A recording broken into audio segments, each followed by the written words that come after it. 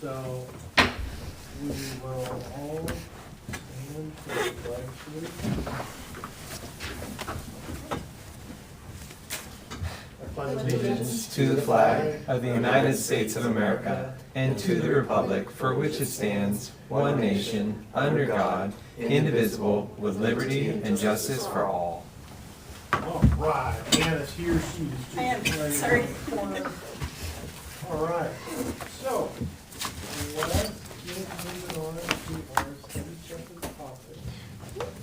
So the first item up is let's talk about the WASDA conference.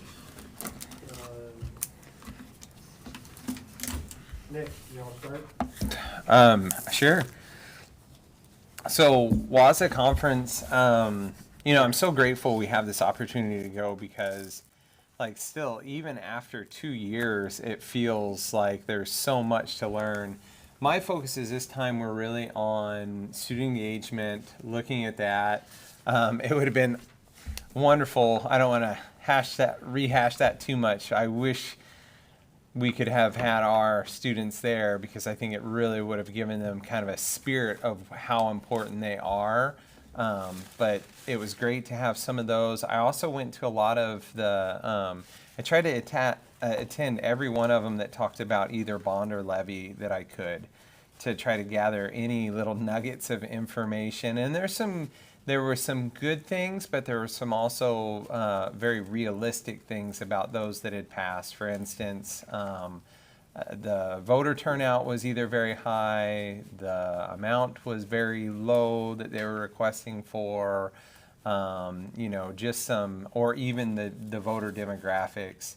And then also I attended some that were on school safety, which with our current levy situation, I know is a real concern for our community right now. So, but overall, yeah, it was great, and just grateful we had the opportunity, and I was grateful that it was close enough that we were still able to come back to town to do things we needed to if we needed to. So, Gotcha, very good. thank you. Leanna? Yeah, WASDA conference. This is my 10th one? 9th one. I think it was the 10th one. Because it's been 11 after I counted. So I had missed one. I saw a lot of repeat things that I saw in the first few years, and some of the same people, which was really cool because like they said, that there was a lot of new board members coming in. So it was really cool to hear kind of a recap, but kind of some of the things that they've learned over time. Strategic planning, I listened to a lot of, and just board structure, and a lot of what people said of really watching our voice in our community to really be careful, even though we have our own voice on the outside, when we post, that we're holding ourselves from the political and the personals and everything, that we make sure to keep ourselves where everybody feels heard, so we don't kind of throw ourselves in a bucket where people go, oh, they're not going to listen to me. So heard a lot of that.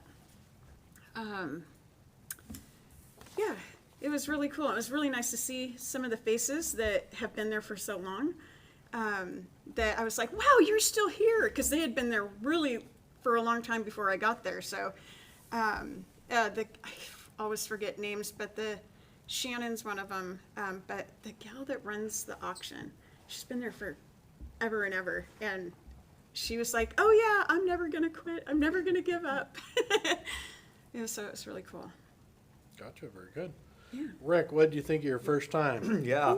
I think people kept referring to it as like a fire hose, right? So it was very Right. eye-opening for me, but informative, educational, loved it, made some good contacts, attended some great breakout sessions I thought were really good. The boot camp was the first thing I had that first morning, and that was really, I thought, really well structured and handled. Heard some great feedback from board presidents and superintendents, and that they kind of had a little panel there, so that was really good to learn from. But overall, a really great experience. Although I joke and kind of left a little jaded, also just felt very inspired and excited to be a part of it. So I think there's a lot of good to take away amidst the troubles we're all probably feeling, but I think overall is a very good experience. Well, good, good. That's great. Nicole? So I attended and I think Leanna, you were there, the student rep Bridging the Gap pre-conference workshop. And it really, the focus was just on building relationships. It was just like mixing all of us together and then mixing it again and just trying to start conversations with each other. And the whole conference, I only gave my business card out once, and it was to a student in that conference because he wants to go into film. And I was like, oh my God, I can so hook you up. So that was really cool. And I'd like to use some of those strategies in our retreat and share with you what I learned from that, because I think we can get more engaged with our student board reps. Eric and I went to Disconnect to Reconnect. It was about cell phone policy and how they rolled that out and how they got students on board to buy into it and some lessons learned. So we'll see how our cell phone policy goes, and we might have to utilize some of those strategies again. I attended a small district turnaround because I know technically we're not considered a small district, but all the districts in the room, we were the biggest. Like, they really were small districts. And this feels so wrong, but in one way I felt fortunate because this district, I mean, they had problems. We think we had, like, it was bad, and it really just took the board trusting a new superintendent to do what needed to be done to turn it around. And so that was inspiring to see that change can be made for the better. But like I said, I also felt bad because I was like, oh, at least we're not in that situation. And then the last one I attended was using post-secondary outcomes data for district improvement. And I was going to share the website with you all right now, but I can't get into my North Mason email account, so you might randomly get an email from me. There's this great website that these different organizations and universities collect, and they track all these students. They ask them which high school they went to. So it's not the high schools tracking it, it's like this other entity that tracks the information on where these kids are. Because we keep saying we want to prepare our kids for post-secondary, but can anybody actually say, well, where do our kids go other than our little bubble of kids that we may know? We don't really know what's happening to our students when they leave. Did they leave prepared? Are they making happy, healthy decisions in lives? And so I think that would be really interesting, maybe during a future study session, for us to pull up the data on our kids and see how they're doing, and maybe we need to tweak some things that we do. So I like it. Like Nicole said, we attended the cell phone policy, and so coincided with us rolling it out. There's a lot of similarities with what we were doing. There were some things in the district that was presenting that were a little bit harsher, but the one thing that was consistent through the whole piece was the students and the faculty were really behind it from the word go. It was really just kind of an excitement from the kids that was driving the policy, and to see how they were all acting. They had some videos that were coming out of what it looked like before, what it was like after, and it was just kind of refreshing to hear from the two student reps that were there that were part of the policy when it was enacted to now, and to hear them go, oh, we're allowed to have our cell phone at lunch and I don't even pick it up. I don't even touch it. During the whole thing was very refreshing. I also attended another one that was about schedules, and I shared the schedule with Christine and kind of showed her the layout, and that's something we're going to be talking about here next. And there was a lot of some really cool ideas that those districts had. A lot more of what we've all talked about before, about kind of getting out there and having some tours of the school, and like, you know, how Leanna and I, when I was on the board, first got on the board, we would have sessions that had the students, And they just kind of had a forum where the superintendent and a couple board members went in during the day, and the students just sat there and fired questions at all of us. And it was more of a kind of tableside conversation with the students to let them know that we exist, right? And then the other part was to really hear some of the things that they're seeing daily, because that will kind of help us drive, right? Where we're looking at a lot of the policies and a lot of the things that they're interacting with. The other one I attended was the safety and security, and I left that just like Nick did, of going, it's not so bad.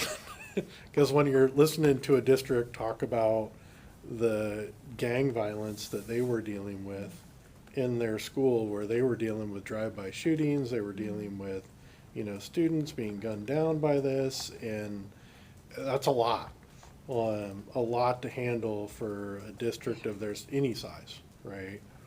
And it really kind of brought the levity down, but the big surrounding piece that they were talking about is community interaction of, the superintendent, the school board, partnering with the police chief and the fire district chief and the, in our case, the commissioner, right?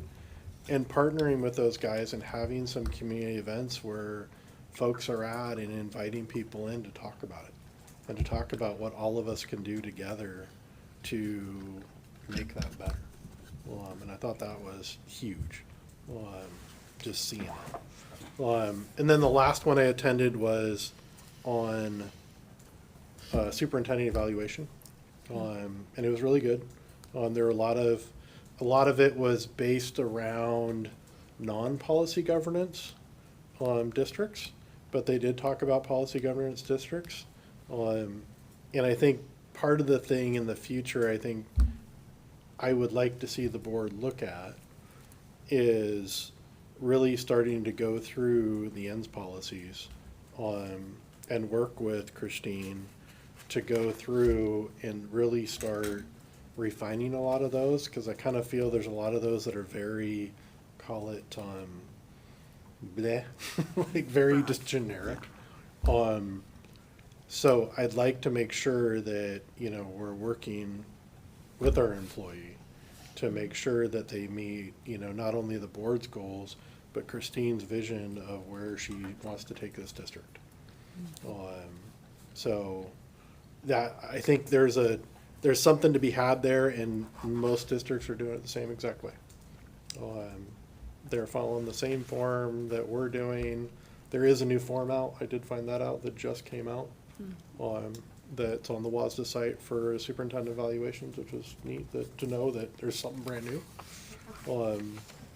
So other than that, that was all I had. Christine, what did you have? Okay, so I went to the law pre-conference, which I always really just enjoy hearing updates, and the first couple sessions were on student discipline and special education, some Title IX updates, and took a lot of notes, did a lot of learning, and then went into a really interesting one that was facilitated by high school students. It was called Leading AI Integration for Student Success. And the students were talking about things that they had done. With the tech director was there and the students were there, just talking about like their committees and the process they went through to get like a policy that was then able to be incorporated into syllabuses for teachers with like clear expectations, kind of like it's like green, yellow, red, kind of like the old like discipline or the quiet in the hallway kind of thing that we're probably all familiar with. But that was great. They were really an energetic group of kids, so it was exciting. I went to a session on school links, which is what we'll be using, actually everybody in Washington will be using for their high school as a beyond plan, and so we just started the pre-implementation phase work this month. So getting to hear from another district, kind of the trials and tribulations and some advice was super helpful. I went to another one about student voice and ensuring that we provide opportunities to get our student voice incorporated in our decision-making process. I I went to another one that was called A Unified Approach to Student Well-Being. Bainbridge Island put it on, and they did a really nice job, and they kind of just talked through how they've really been able to refine their MTSS process to include more behavior supports. I think almost every district across the country's had some additional behavior challenges with kiddos since COVID especially, and they were able to share their strategies that they have used, even though they're in a budget crunch situation. And I know a lot of people think, oh, Bainbridge Island, they have money, but from a school standpoint, they're in kind of a financial pinch as well. And so with the staff that they had, they were able to really put in some refined processes that were really great to hear about.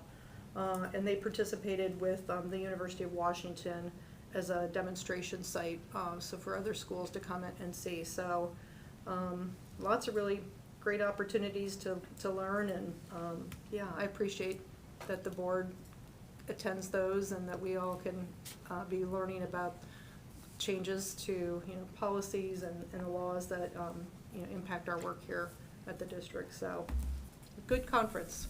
Very good. Yeah. All right, next up, let's talk about a district board meeting schedule. So kind of we had talked about before about trying to have a schedule, and we've had one going through a lot of the policies that we review every board meeting. There's a printout for everybody. We'll pass some of these down here. There's 3 of them. There you go. And the polls. Is that enough? Yeah. So going through, right, this kind of lays out the things that we need to, did you make copies of Yep. this too? Okay, Yep. let's pass these out.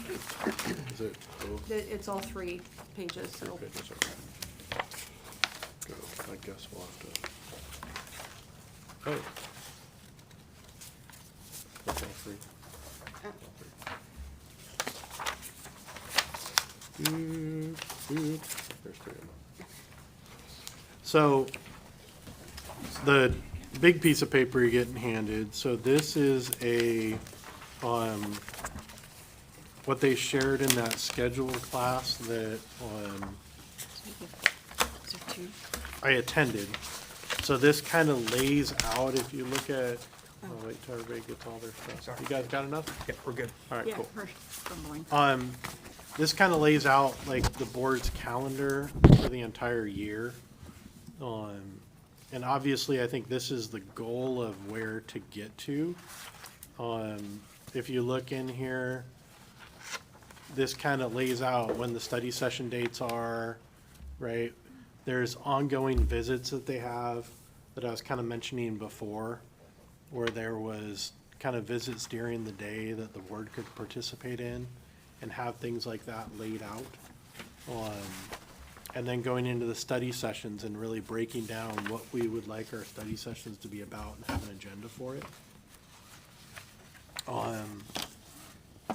And then getting into the board meetings and being able to kind of go through and lay out, right, all of the things that we're gonna hear about within the board meetings. When the superintendent's eval and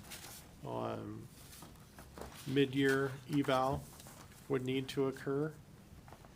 So, the format that they gave here during that conference is just kind of a guide and just a kind of idea of what to do. And you kind of see where, I think the graphic, it doesn't matter to me which way we lay this out.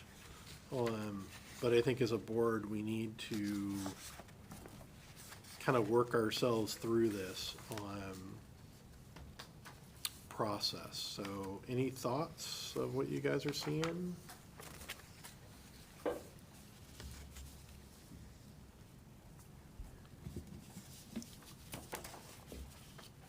No, I guess I'm just gonna, throw myself out there, and is this, I didn't hear you say where this came from.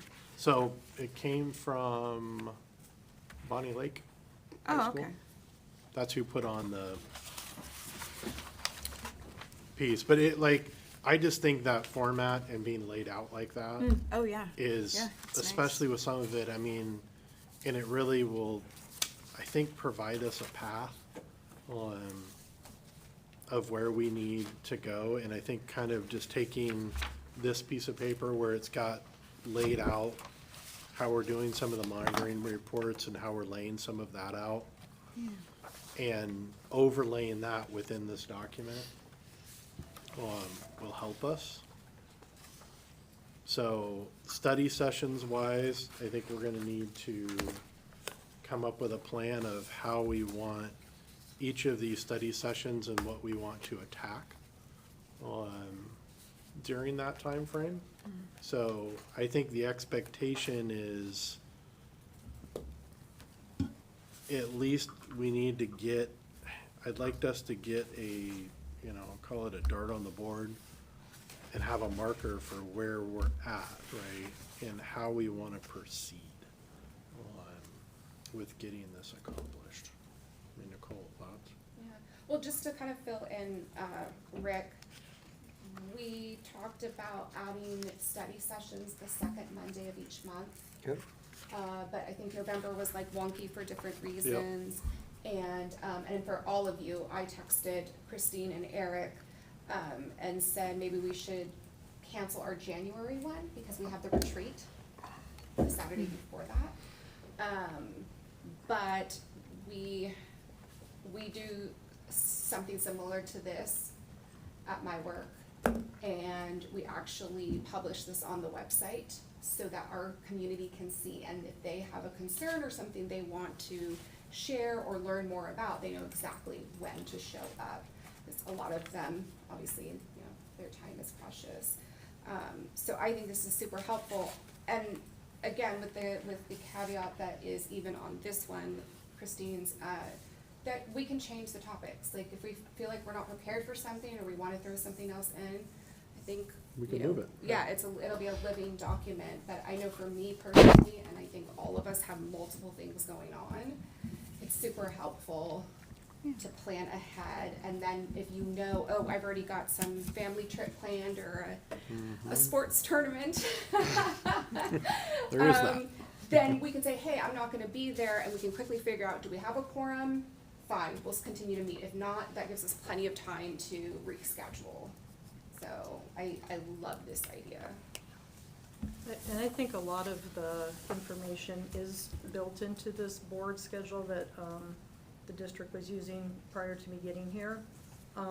So I think it could definitely be fleshed out, and I don't disagree about the ends policies could definitely use some updates. The most recent one was 2021, the oldest one was 2013. But there is actually part of the policy that says what month we will review Right. those policies to make changes. And so those are the red part of the, this calendar, and it's, the ins reports and also the executive requirement Yep. reports are kind of sprinkled throughout the year in a regular cadence. And with not having been here a whole year yet, like I still am learning some of these policies and procedures as the month comes up. Learning, definitely making a lot of notes about things that I think could be, improved for the future, so. Rick, just to kind of bring you up to speed, so the ER monitoring reports, right, those are how we're evaluating the superintendent. Okay.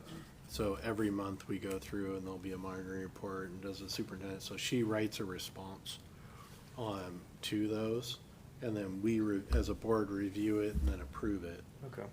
for there. So like Christine was saying, a lot of those have been written a long time ago, and it's really trying to refine that Okay. down. I think we talked about maybe tackling those during study sessions. Yes.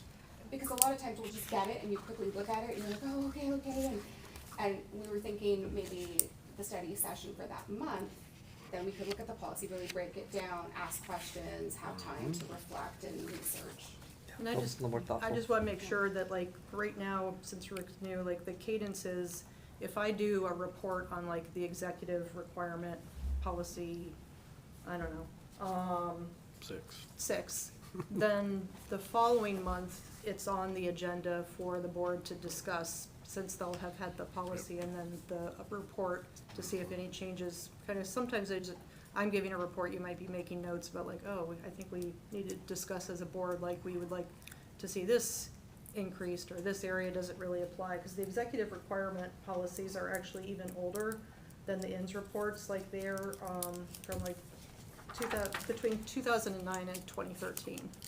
And so they also have before me. called out in them when I will be reporting on those, but these are all things that can be, We can easily flush worked that through. out. Right. Okay. Yeah. And it's, I mean, I think it's important, and I want to make sure that all of us understand too, even with this, there is a lot that this first year, right, we knew when we were getting a new superintendent, that there's a lot of the storming phase, right?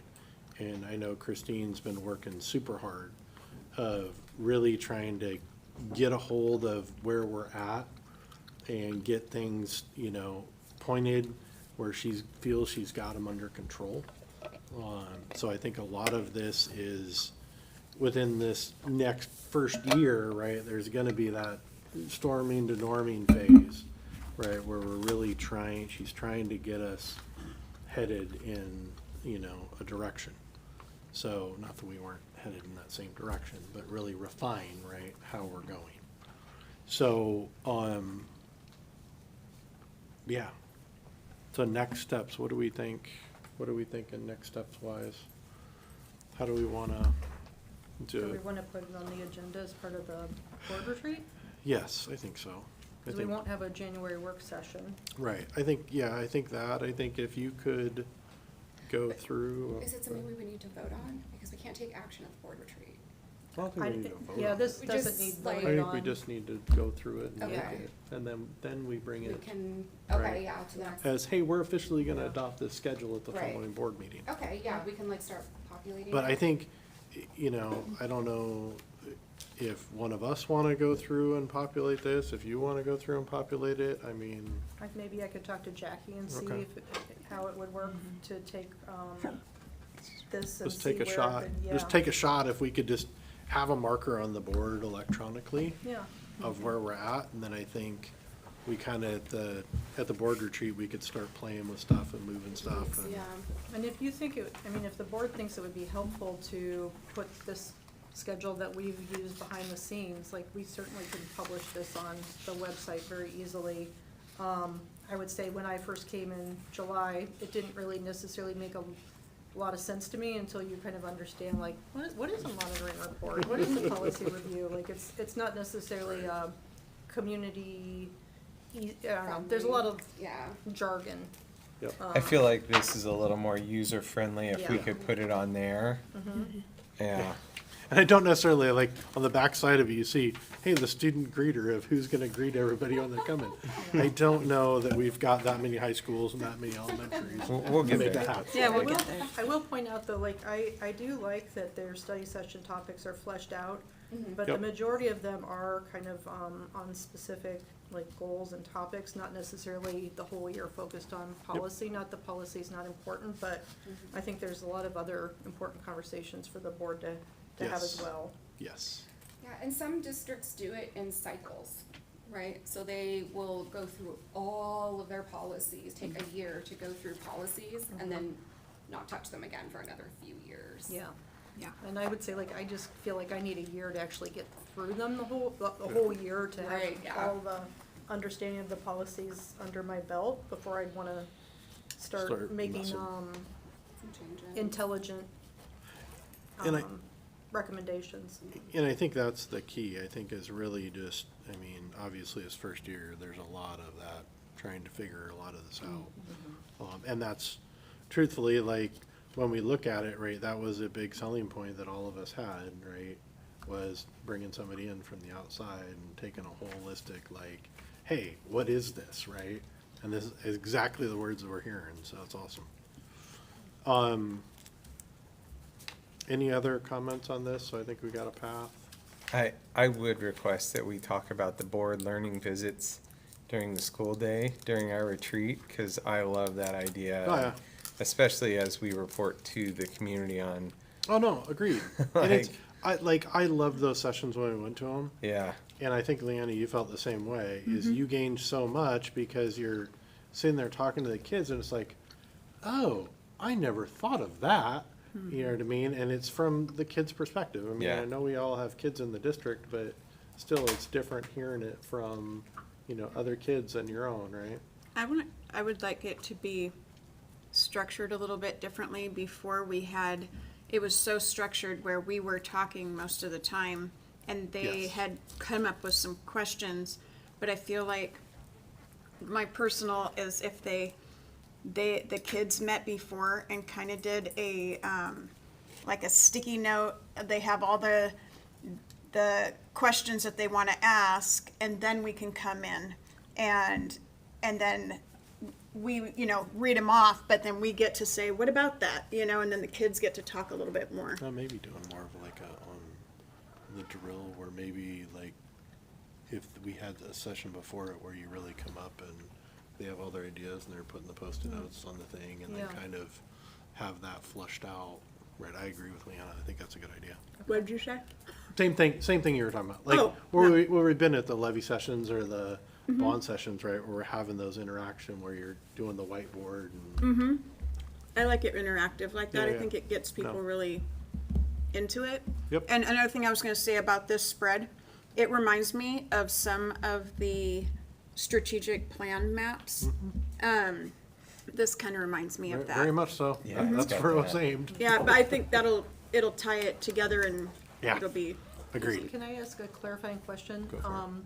So what I'm hearing you say is, like, originally when I heard school visits, I thought like, oh, Bellflower Elementary is gonna highlight, here's some great things that are happening in third grade, but you're saying this is more students preparing questions and the Like- board talking to the students I from. Oh, were we talking I about think the in the ones that we high would go school- to? Yeah, I think in the high school, that format that what she was talking about works. Oh, okay. Right, I think in the younger ones, it's more of like, hey, why don't as a board, we go over for like, I don't know, when they're having field day or they're doing something, Oh, that right? would be Something fun. creative. It is fun doing field day with Right, the something kids. creative that they're doing at the elementary schools that, Yeah. the board can be there and observe, because obviously that's a little bit different. We also State met with testing, you the, wanna observe state testing?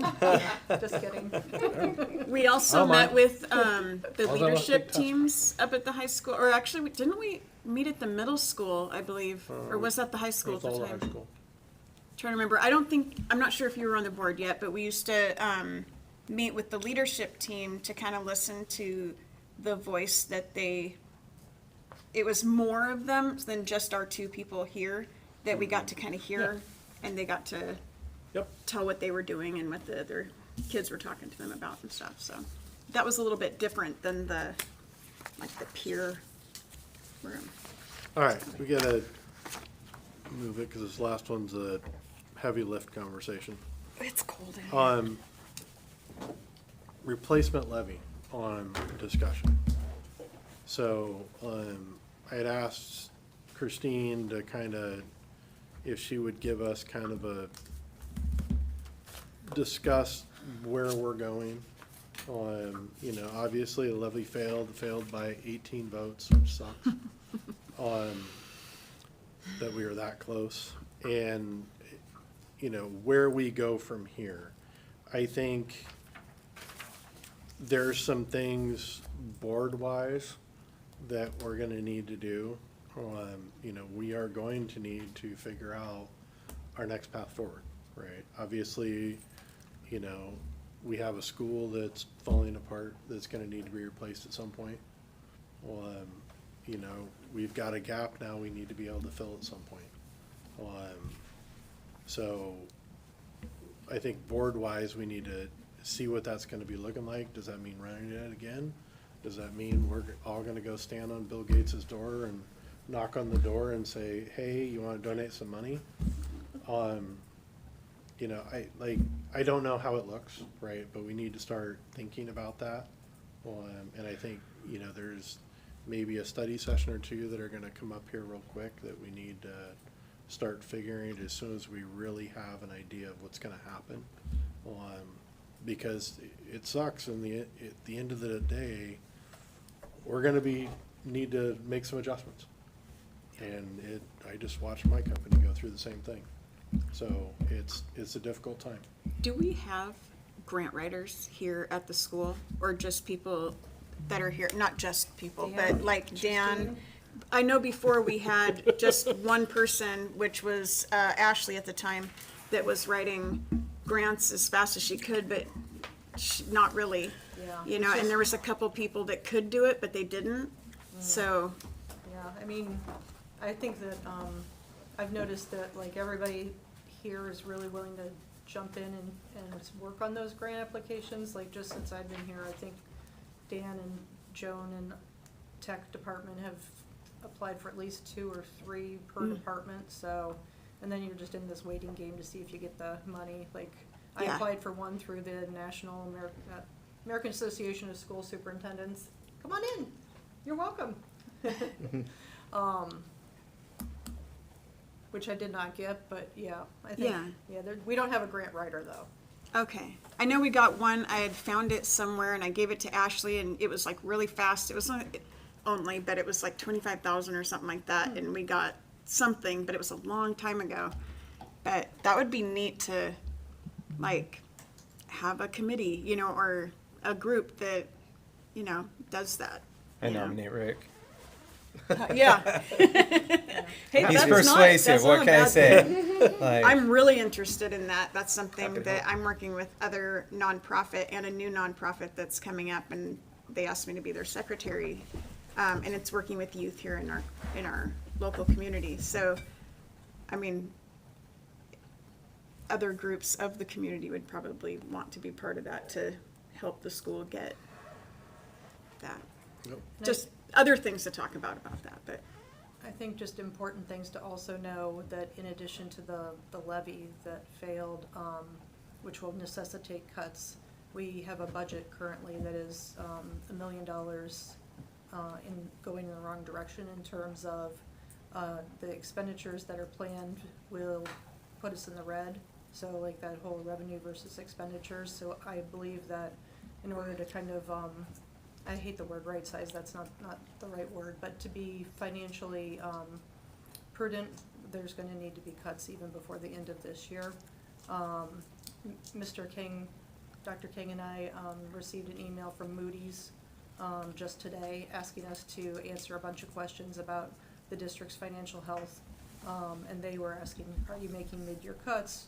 What are you thinking about? And so we had to provide some documentation as well as just some additional information, and that's important because Moody's is one of the people who rate us for the ability to get a bond or a loan, so Yep. there's some hard times ahead. and I will say like 2 things. I say that in jest about the writing, but I mean, I know I'd be willing, and I do know that we have several persuasive writers here on the board that would be willing to help with some of those things. I was just going to throw out one thing I noticed from the Cheney bond when I sat in that is they ran it concurrently with their levy, but their levy, they broke it down into multiple things. You know, instead of just asking for the one levy, they had the tech levy, the EPO levy. I mean, they broke it down. Fortunately for them, they got them all passed.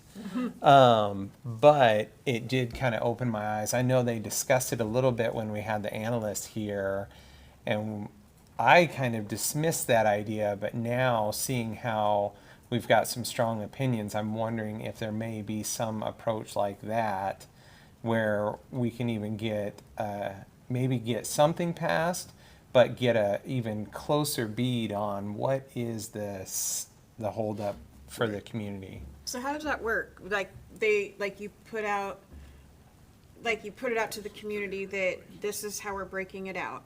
And this much goes to this, and this much goes to this, and this, and this. And then they get to choose, or No, like I they think get to do a It's different survey? levies. Different resolutions. resolutions. Oh, like all, okay. Yeah. And Hold then on. they can pass it or not pass those certain things. Yeah. Yeah, like they wanted tech, Well, they you'd wanted really see 30 what your cents. community's focused on, yeah. That Yeah, would they- be, They So want that's interesting, because I think we had Yeah. talked about initially, when it looked like it wasn't going to pass, that we said, okay, we have to put the brakes now on the bond. But what you're suggesting is we possibly just try for both of them at the same time? I love that idea. That wasn't what I was suggesting, but I'm Yeah, so right. sorry. That is what I thought. no, if you're gonna take it from me, just because I feel, and again, this is my personal opinion being shared in a study session. By no way am I trying to be persuasive, but in my personal opinion, I feel for transparency for this community, there's no beating around the bush. Let's just show them, hey, we've got and just as a part of that, Cheney did actually go in, and so did Squim, which was the other one that I attended. Both of them did tours of their buildings to show people, hey, remember in 1976 when you were in music? It's the same room with the same chairs. And remember when you had cafeteria and there was only 40 kids and it was crowded? Now we have 100. It's the same room. So they did little things like that each one of them kind of testified in a sense that that was what got people to come around. That's a good idea, because that's what I know the committees did. The committees went to Yeah. every single building. Yeah. But to open it to our public, so Yeah, they they- can Well, see. And I think that's, when we go through this, I think there's exactly what Nick's talking about. And I think that starts at a community, like, let's say a community meeting at the hub, where you invite everybody in and be like, hey, this is what we're thinking, right? Here's the things that we need on this date. It's gonna be open. Anybody that wants to come over and take a tour, let's go walk through Belfair, right? And then Let's have, go like, one walk. after Let's go that. walk over to Sand Hill, and look at the entrance over there, right? Because at the end of the day, Sand Hill and Belfair are the only two schools we have, right, with outdoor entrances to all the classrooms, right? Which is, we know is problematic. They don't have a man trap coming in the front door, problematic, right? So those are things that I think if people lay their eyes on them, they'll go, wait.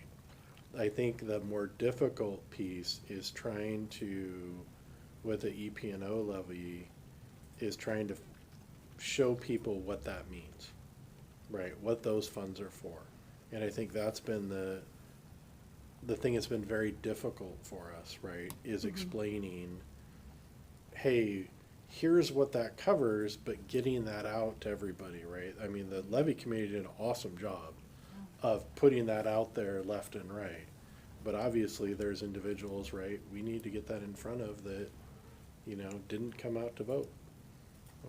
To get them excited to come out and vote, right? When we only had a turnout of, what was it? I think around 30%. Yeah, it was just over 30%, 30%. right? I mean, it was lower, I think we were Like, that's- 36% before, and we had a lower turnout with more people.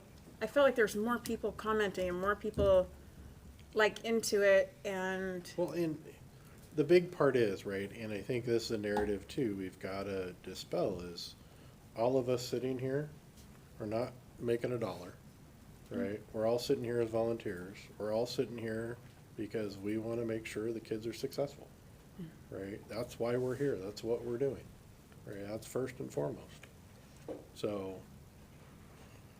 yeah, anyways. Did the committee have any suggestions, Christine? Well, the committee took like a 2-week break because they've been meeting weekly since June, with the holidays, and so we'll meet again, right after the New Year's, and everybody was kind of just reflecting on what they thought might have been challenges, and then we're gonna get back together again. Okay. It'll probably be the second week of January when we get back together.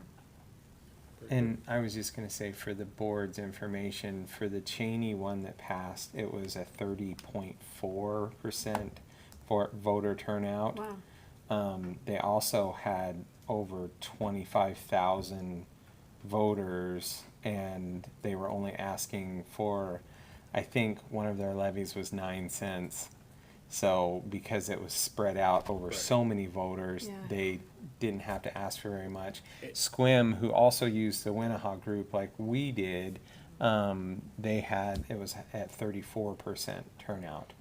So How many are in the Cheney district? How many students or schools? Yeah, like how big compared to us? I know Squim is They're a lot bigger. comparable, It's but Scrum's it's bigger. I mean, as far as quantity Yeah. of schools, it's not that much difference from us, but it's a large number of students. okay. I'm like, and voters wise, it's more than us, right? Yeah. A little bit, yeah. Yeah. But that's a good comparable between Squim and them to kind of do that because Squim The is, Squim's close. Squim's at about Yeah. 2,700 kids. they're probably are, yeah. And And they're Squim, very connected to us yeah. in a way, yeah. Squim had a very interesting thing because when they went out and they compared their demographics to the last time they ran one, I don't have it. I could look it up from the last time they passed a bond, but it essentially was the inverse for the voter demographics. Like they went out hard to these retirees thinking they're the ones we need to convince, they're the ones, and they went out and they found out like, oh wait, we have a large population of folks that have migrated north and to our state that now live in the Sun Belt of Squim, and they love public education. So they had a easy time, relatively speaking, getting to 60% this time. Crazy. So, Yeah, Cheney, by the way, is double our size. Huh? There you go. Cheney is over 5,000 students. Double us. Oh, yeah, yeah. They're a Little bigger bit. school. Okay, we got anything else? We got 10 minutes before the regular board meeting. I want to All go right. start the microwave real quick. Let's go give ourselves a 10-minute break. This meeting is adjourned. We'll meet back here for the next school board meeting at 6:30. thank you.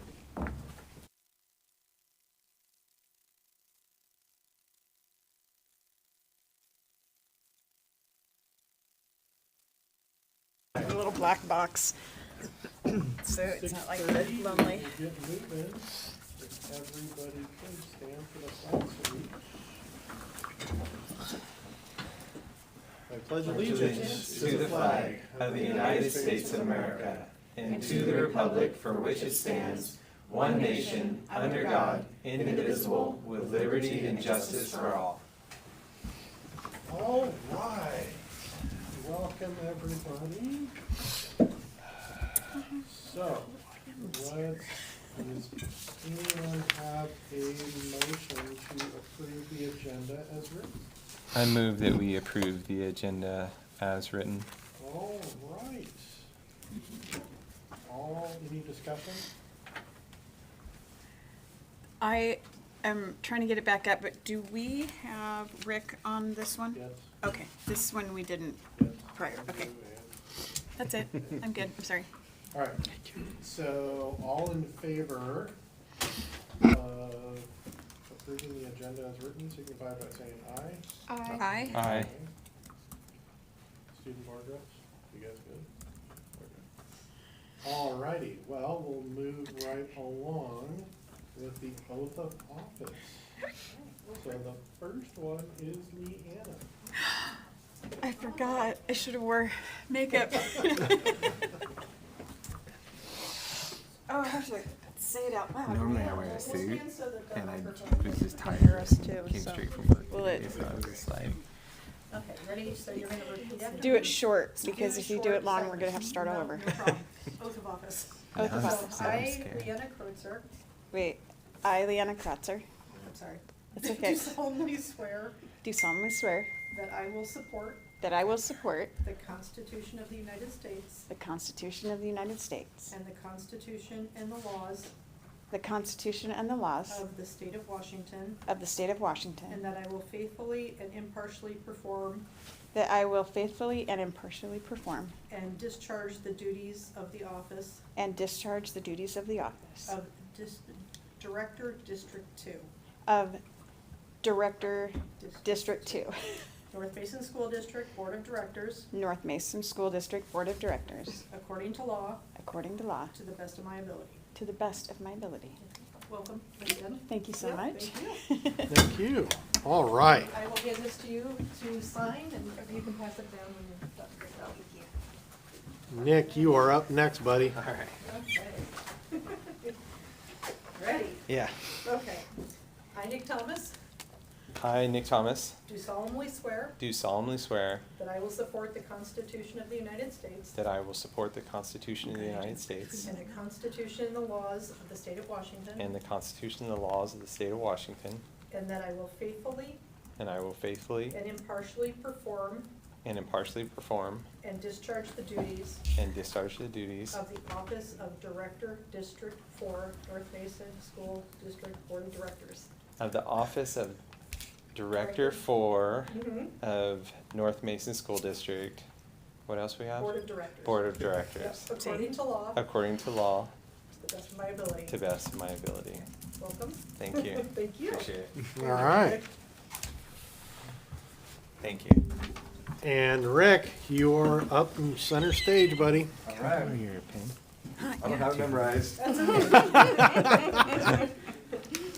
I, Rick Beal, I, Rick Beal, do solemnly swear do solemnly swear, That- swear that I will support that I will support the Constitution of the United States the Constitution of the United States and the Constitution and laws and the Constitution and laws of the state of Washington, of the state of Washington, and that I will faithfully and impartially perform and that I will faithfully and impartially perform and discharge the duties and discharge the duties of the office of Director, District 5, of the office of Director, District 5, North Mason School District Board of Directors, North Mason School District Board of Directors, according to law, according to law, to the best of my ability. to the best of my ability. Welcome aboard. Thank you. Thank you. All right. Having a student rep. Hayden, come on down. Good luck.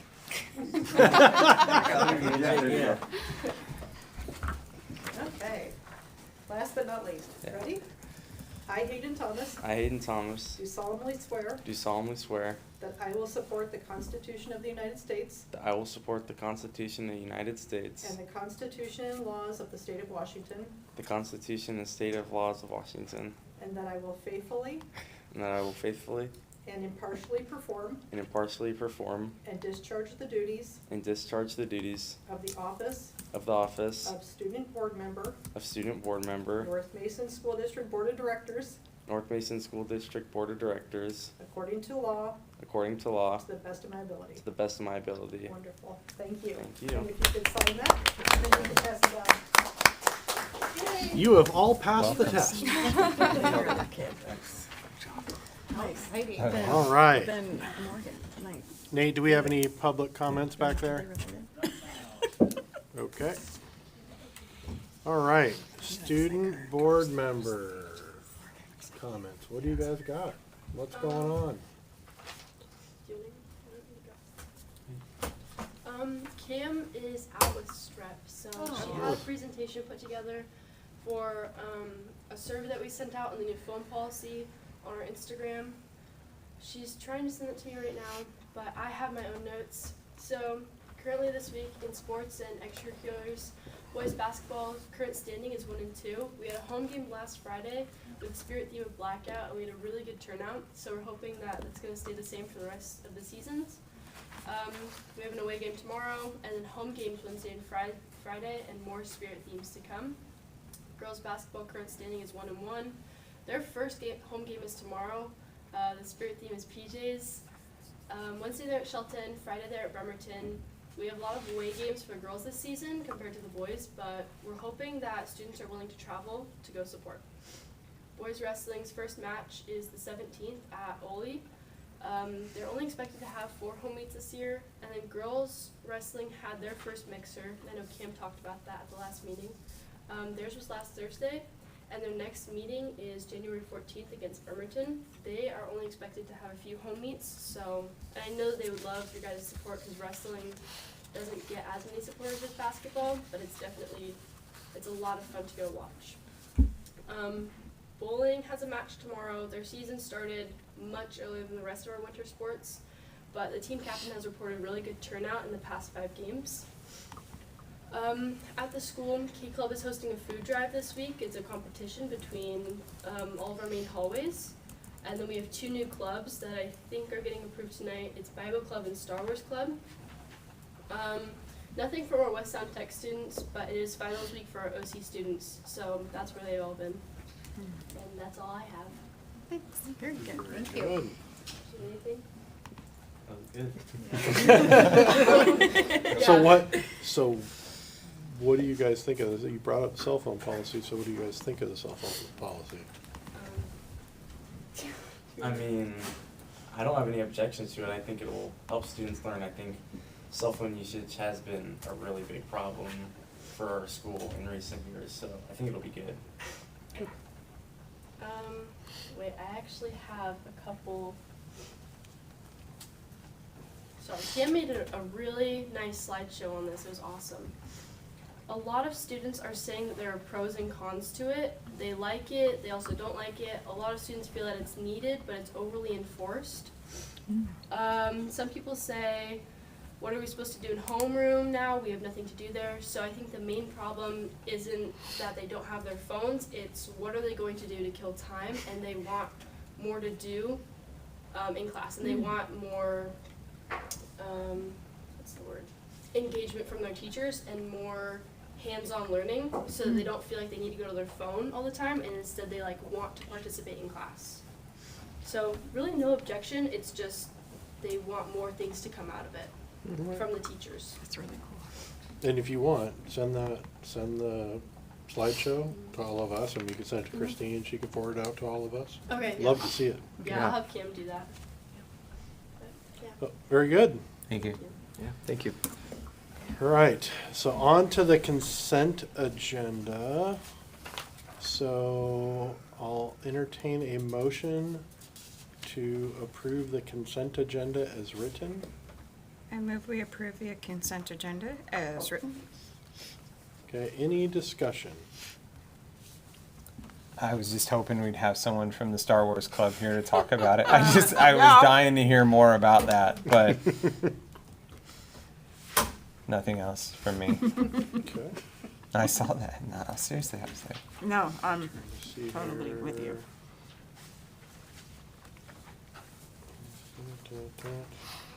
All right. All in favor of approving the consent agenda as written, signify by saying aye. Hi. hi. Aye as well. All right. Oh, I didn't know we had that today. Consent agenda is approved, so that Star Wars Club and the Bible Club are approved. You're gonna be All pleased, right, moving on to the election of the board president. So I will entertain nominations for the next board president to serve a one-year term. So I'll entertain that, and I will make a nomination, since I'm gonna be out of it. I'll make a nomination and nominate Nicole as our next president. I Is there second any other that. nominations? I second that. I third that. All in favor of Nicole being the next president, signify by saying aye. Aye. Aye, as well. Yeah. Here you go. You did very well, Eric. We were blessed to have you as our president, and welcome to Nicole. You're the best 11-minute president See, I've ever I had love it. I love it, Rick. in my life, yeah. Thank you. All right. Okay, are there nominations for board vice president? I would like to nominate Nick Thomas for vice president. I will second that. All right, All in favor? all in favor? Aye. Aye. Aye.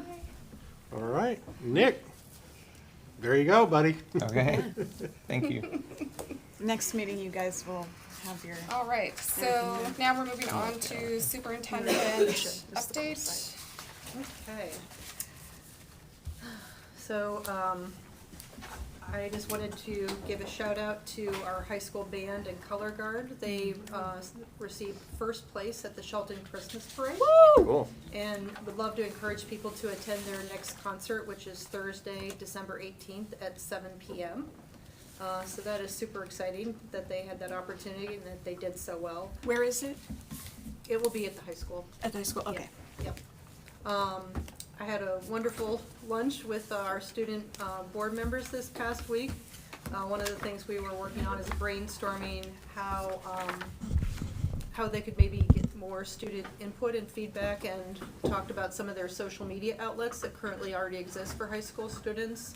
And so the cell phone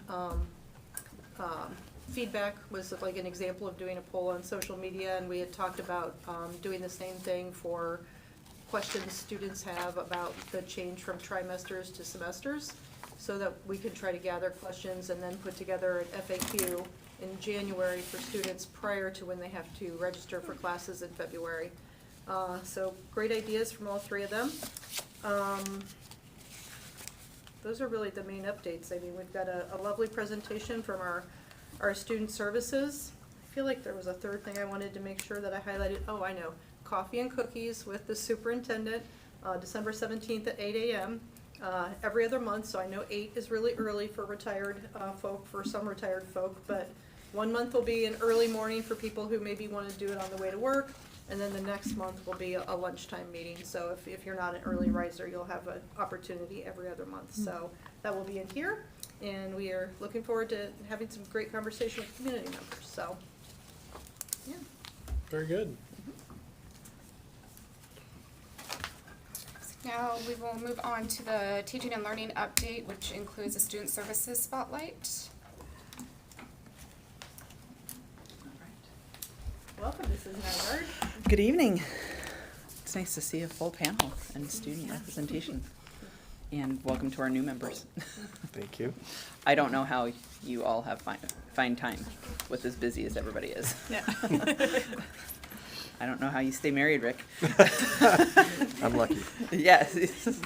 All right. Amber Nygaard, for those of you that might not know me, this is my 4th year at the district office, and actually 15th year within the district in different capacities. In this capacity is the Director of Student Services, and the title just keeps changing, but the work and the vision and the mission do not. Supporting all students in any areas of success that they need extra supports and barrier removal. Slide deck is the current term, not PowerPoint, but I'll still keep going to that. I never know what is it that you want to know about what it is we are doing in our office. And so I apologize for the tardiness of my presentation, so you did not have it ahead of time when the agenda and the materials were sent out, because I am a master procrastinator, and I hem and haw over it, and then was delayed in that. So I own that, and I apologize greatly. When I was looking through who is under the umbrella of student services, and I was solely looking at special education and what my umbrella is, just those that are underneath special education, we have 67 employees that we are working with, that are supporting our students with IEPs. And when I just kind of put a number to that, I was thinking that that is a great amount of people that just really have a heart and passion for supporting our students, and really it goes above and beyond that. It's really a connection with the families for those students as well. I don't know how to let you know, Nate, to go next. So, athlete I am not. Well, that's not true. Was. But, so my responsibility, I just call it alphabet soup under there. The Director of Student Services, we have a compliance secretary in our office, Chantel Wisner. She has been with the district for 27 years. Honestly, she's the director. She's in charge. She knows the rules.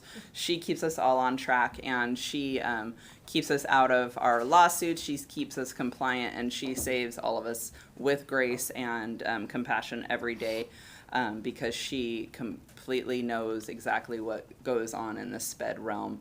And actually, she came and did this presentation with me last year, because who can tell historically what is going on in the special education world more than anybody? It would be Chantel. Our office coordinator is Kathy Hadley. She's been with the district for 18 years, and this is her 3rd year at the district office, and she keeps us running and straight in everything we do.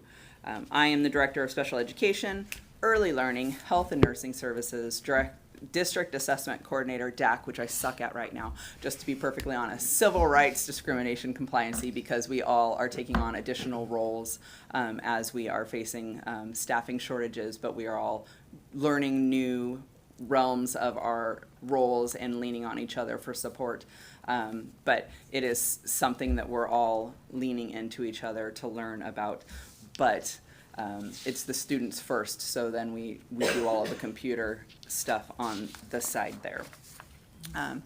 Early learning, go ahead, Nate. Thank you so much. Early learning programs that we oversee is the Transition to Kindergarten program, and we're bridging preschool and kindergarten gaps there. It is play-based and individual supports. Family and teacher collaboration, really partnership and inclusivity and readiness for outcomes. So we screened over 60 children this year, a little less than last year, but that could have been a little bit because we did a bit of transition moving from our building supports from the Theller Early Learning Center into the building, which while I loved having an early learning center, the feasibility of continuing that and the structure and the support of that building and the expense of it, it was really important to get those programs into a comprehensive school so that they had a place to belong and had administration there supporting them, and those students were with also typically developing peers.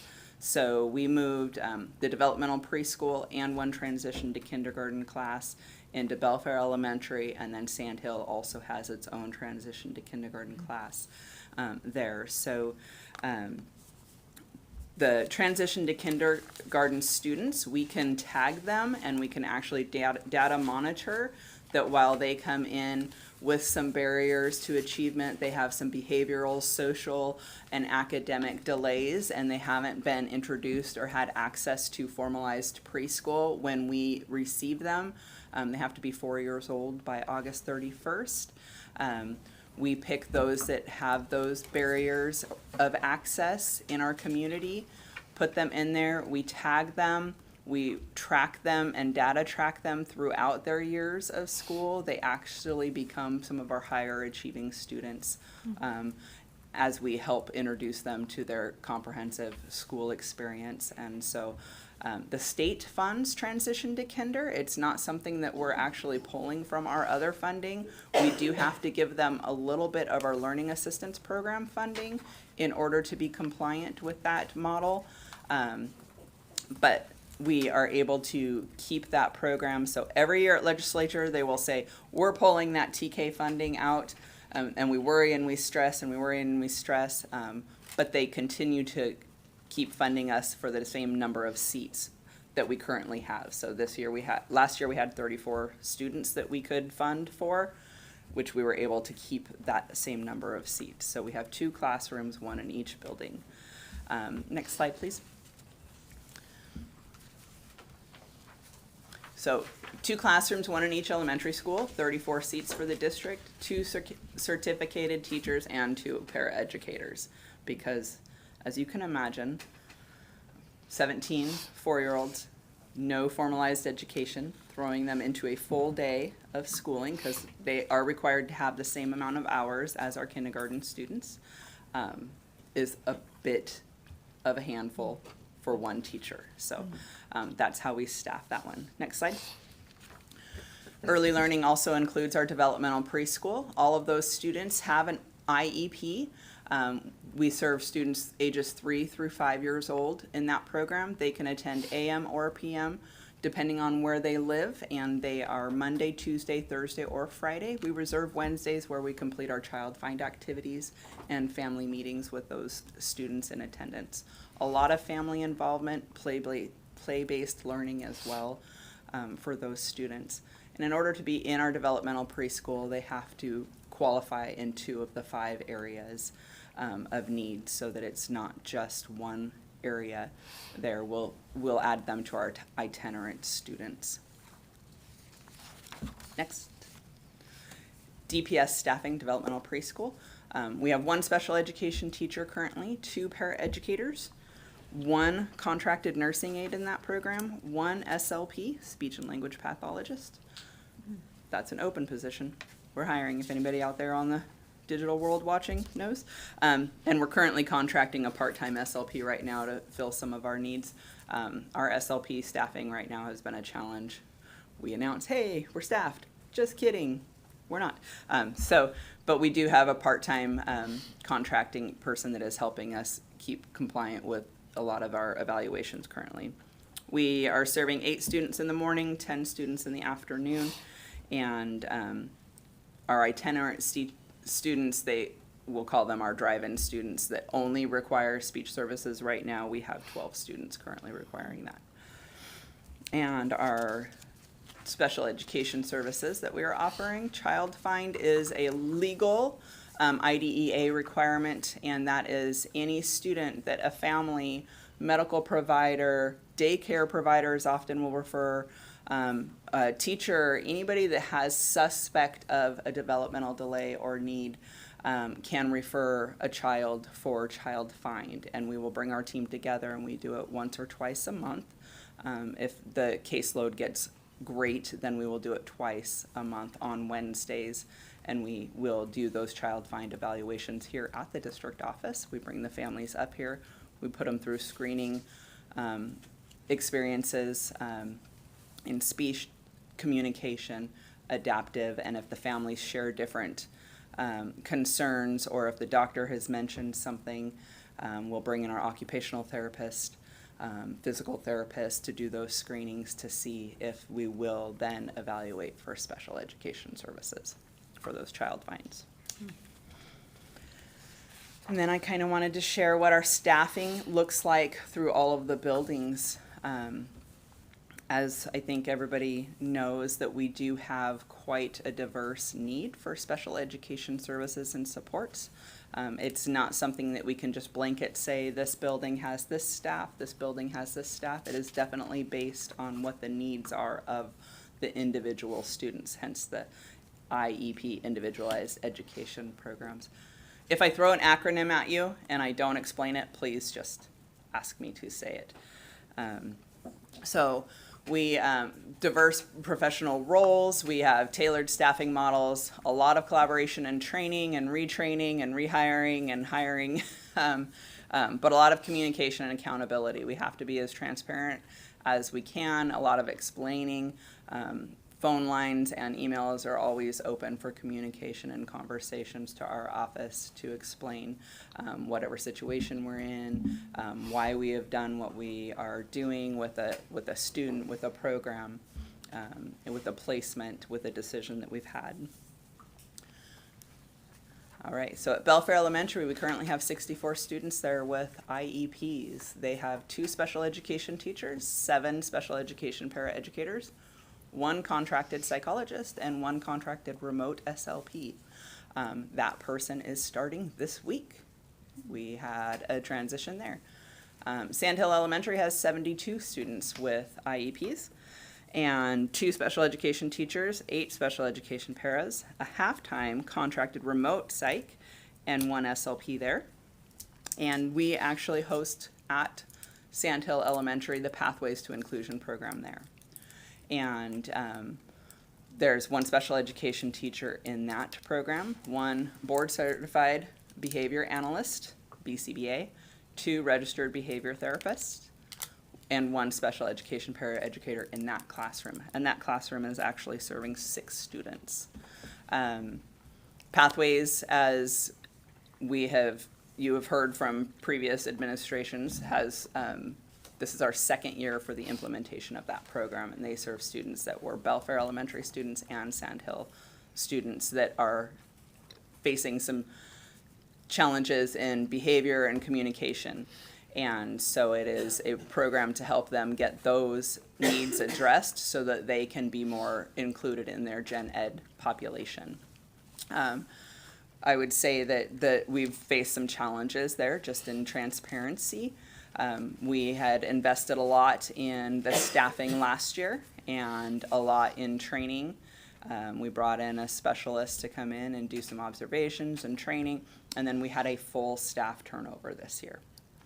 So we're working with a brand new staff, some brand new to the field, and some brand new students in that program as well. So We are continuing to work on those behaviors with adults and students, and invest in that program. It's really important to not only look at student behavior, but look at adult behavior. And if we are continuing to exclude students from the school environment, we can't reteach behaviors and teach them new behaviors so that they can be there. So really focusing on saying that there are students, they do belong, but we have some expected behaviors that we need to relearn, and making sure that they have tiered supports to learn and have more meaningful ways to do that. But if they're not at school, we can't do that either. And then also working with the families on other resources and supports that are necessary too. So it is not a perfect program yet, but the students deserve to be part of our community. And so we want to make sure that as we're on our second year of implementation, we acknowledge that the challenges that are there and work on removing the barriers there too.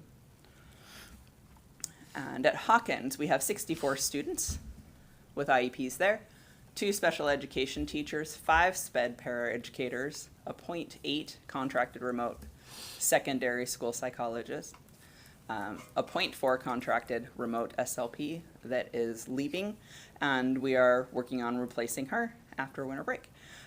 So as you can see that there's the transition. So when I say 67, I'm supposed to say 6'7". Somebody told me to do that. Sorry, I had to do it. Now I hate myself. No, I'm just kidding. Fell right into it. We do it all So the time. a lot of contracted employees, a lot of remote employees presents another challenge. When we have contracted and we have remote, we also have to hire additional staff to help get those students to sit in front of a screen to receive their services.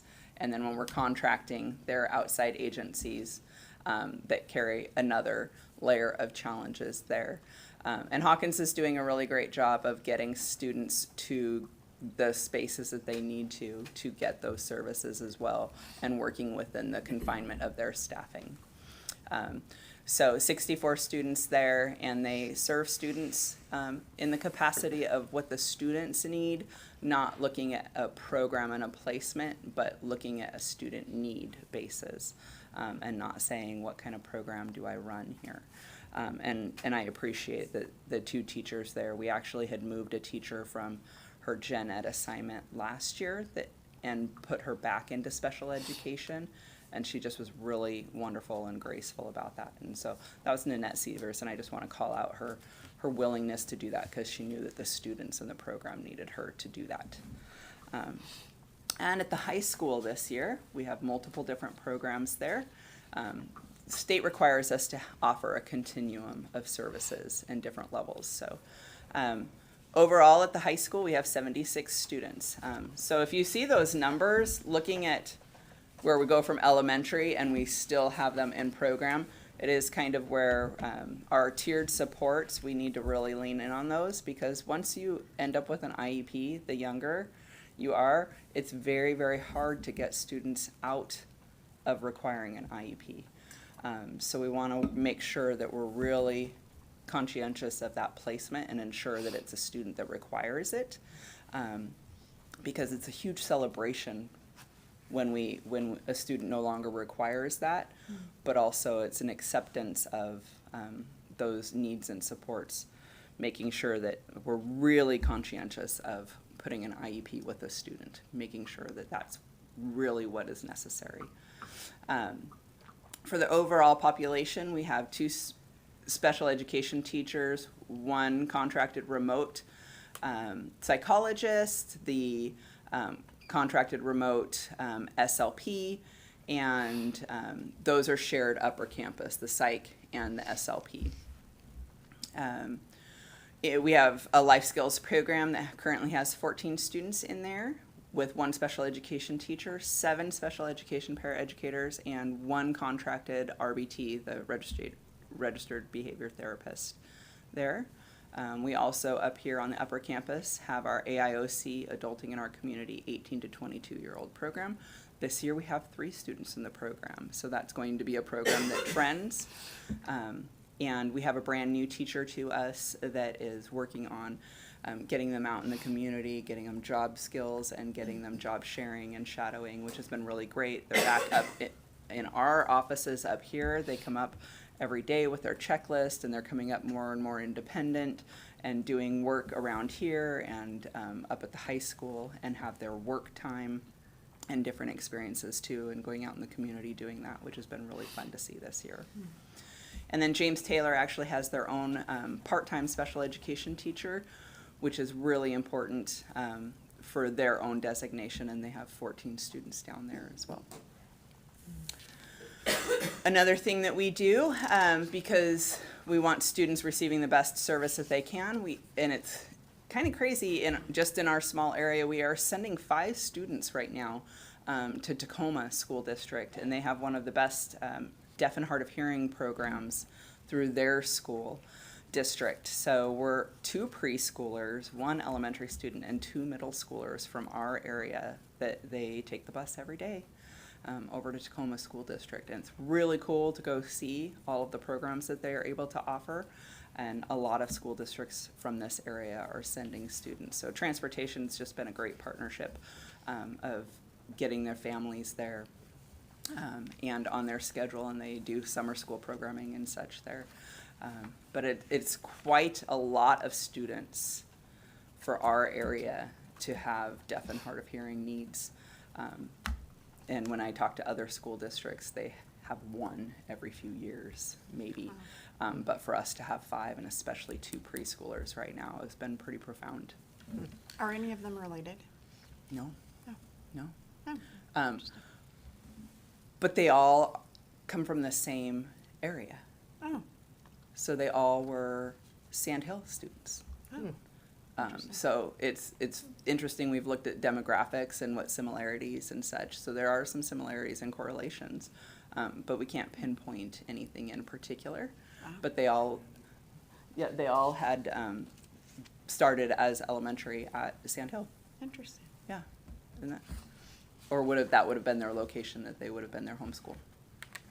So, super cool families, and it's a lot, like just having conversations with those families, like putting their babies on a school bus or a van to go to Tacoma every day. The nerves of those families, but then like going to school and seeing the signing and learning the ASL and the culture and all of that is just really cool, and seeing like these are my people, and finding that is really neat. And very cool to go and tour the buildings that they have and that exposure. All right. Thanks, Nate. All right. So, and then we have direct services for the school district as well. And then just a little bit more of the staffing. These are other contracts and hiring that we do. We have an occupational therapist. We got to direct hire and snag our CODA, our certified occupational therapy assistant, to work directly for us, and she didn't have to contract anymore. Kate Perkins is sunshine. Her and our OT work together great. Our teacher of visually impaired, physical therapy, occupation and mobility, and audiology, all services that we're required to offer for students with IEPs, but it's not services that we can hire directly because there's such a minimal need for us, and they have to work for many districts, so we contract all of those services. And then we also cover in our office health and nursing services. Next slide, please. And the nurse right now, we currently have 1 RN, registered nurse, that is covering our school district. Next slide, please.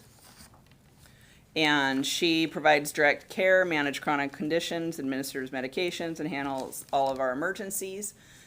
She covers our individual IHP plans, makes sure that our vaccinations, all of those things are up and we're compliant and up to code on all of that. So a registered nurse needs to oversee those and make sure and do all of our reporting to the state for that. We had to until last Friday. So that is so when you see us post positions, it is because we've had a resignation, not because we get to hire extra. So we have, next slide, we have about 2,250 students in the district. We currently have 1 person covering all of those responsibilities, and so we lean heavily on our health clerks in the buildings and our secretaries for that support. Because as you can imagine at the elementary school, a lot of health room visits, and actually I would say Hawkins visits outranks the health room visits, outrank the elementary schools right now. But we are trying to determine the purpose of that. If it's avoidance, I don't know. Ever been a middle schooler before? Or if it is, if it is recess that is getting kids there. So all of our secretaries, we appreciate all that they do as well. But it all goes under the delegation of a registered nurse, which is required by OSPI to have a registered nurse on staff and available for buildings, especially for our diabetic care and our major health conditions. For the audience at home, what's an IHP? IHP is an individualized health plan. And so if we have a life-threatening allergy, if we have any kind of medical condition that warrants if a student needs to leave 5 minutes early, if they have, diabetic care, epilepsy, if we have a heart condition, if we have any kind of medical condition that impacts our educational experience in any manner, we have to develop an IHP. Any kind of bathroom challenges, even hunger, stomach, anything of those things that we can get an IHP developed for them, and so that keeps this just the safety and care plan. And any of those that are the highest needs, so like if your child needs to leave the classroom a few minutes early to get somewhere, or they need to be able to have access to a snack for blood, for sugar control, glucose, all of those, if that impacts their learning environment, then we also then refer them for a 504. So the IHP isn't the only thing that they get, they also end up with a 504 as well. Thank you for the acronym. So that is our staffing. How are these students doing academically? And our administrators, the last couple meetings, have done our academic review and our disciplinary review. And here's just a little bit of data on how are our students. And just to be fully transparent, if you've known me for any time, I'm pretty blunt. They're not doing as well as we want them to be doing. When we pull out our subgroups, we want our expectation of all of our students that have needs to be doing and achieving just as well as all of our other students. But I think we've also had the conversations here. Students overall at North Mason aren't performing as well as we want them to be performing. But we need to continue to change our mindset. They can and they will. Even if they have an IEP, even if they have 504, even if they live in Belfair. They're capable, they deserve it, and we believe that they will. So here is data, but the data doesn't measure what they're capable of. And we're gonna keep working on it. So here is the FastBridge, is the reading measure, K-8, and iReady math measurement. So fall of last year to spring of last year, beginning. So I would like to just look at fall of last year to fall of this year. We do have less students in ELA at the level 1 performance than we started last year, and that's great. We're moving more up into the higher level of achievement. Math, same thing. So I do believe that our students are starting to be more prepared in performing at higher levels than they have been. And I think even we're starting to lose some of our supports that we've had, but I think it's starting to continue to change our narrative, as well as our students can and will achieve more. An IEP is not a crutch or an excuse or a label that says they are going to underperform or that they can or we expect less. It's a legal document that says they deserve more support and they're entitled to that support. It's not that they're entitled to perform less.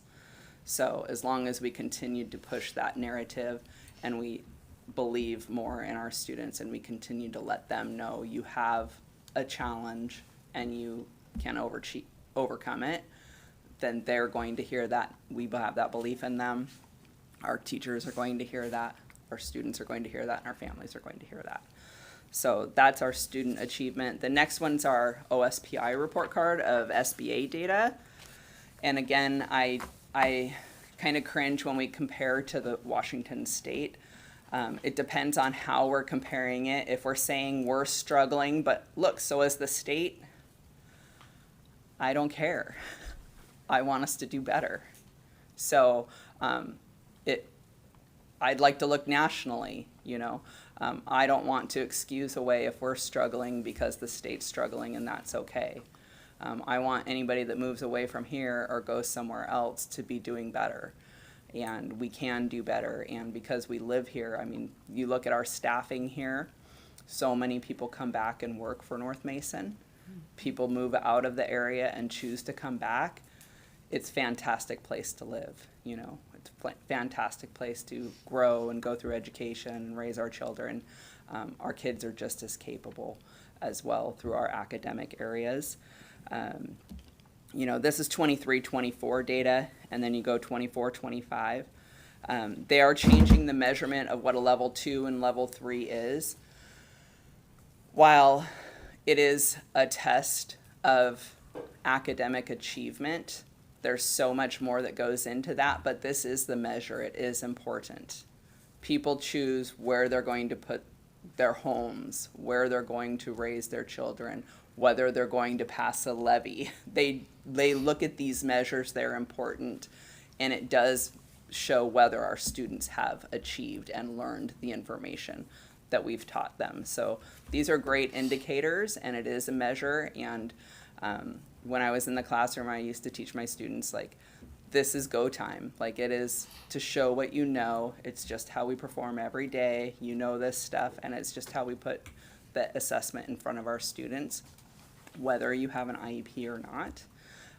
So when we pull their data out, I always want to say, what supports did they have? What preparation did they have? We can't excuse away the data. We can just do better and learn from it. So I think that while it's not the best data and it doesn't highlight all of the hard work that our teachers are doing and all the hard work that our students are doing, it does show the areas of growth that we can have, because I know our staff is working really, really hard. And I know our students are working really, really hard. It's just making sure we're working really hard at the right stuff. And that's where we just have to keep coming back to the board to make sure it's the right stuff and that they're showing it at the right times. So the next slide is,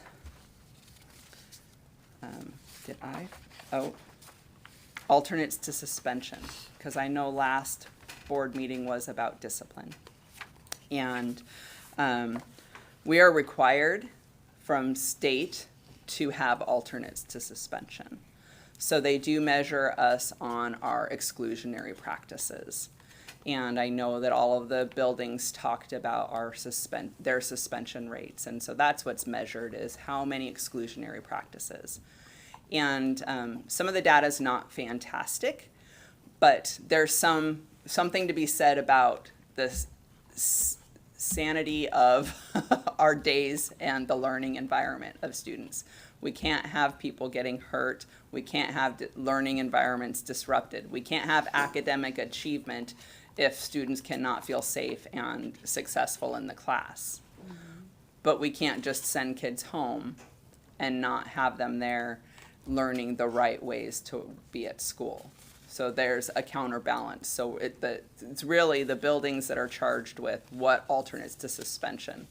And so I put discipline versus consequence. If you're disciplined, you are learning good practices. You are trying to relearn a new way to behave at school. If you're disciplined in your workout plan, you're doing it when you don't want to do it. It's not hanging out by the flagpole and for everybody to see that you've been punished. there's a time for consequence. You have to learn there's a consequence to your action. So it's really about reteaching behaviors. So our suspension data reflects system design, not student deficits. And strengthening tiered supports reduces exclusion, but we do have to keep a safe, supportive learning environment for all students. And so on the next slide, it does show, I pulled our data for every building, and the number of events of ISS, in-school suspension, out-of-school suspension, and emergency removals. Now, the emergency removals is what we do when there's been a threat or a major behavior that we have to look into and determine what type of discipline will be happening.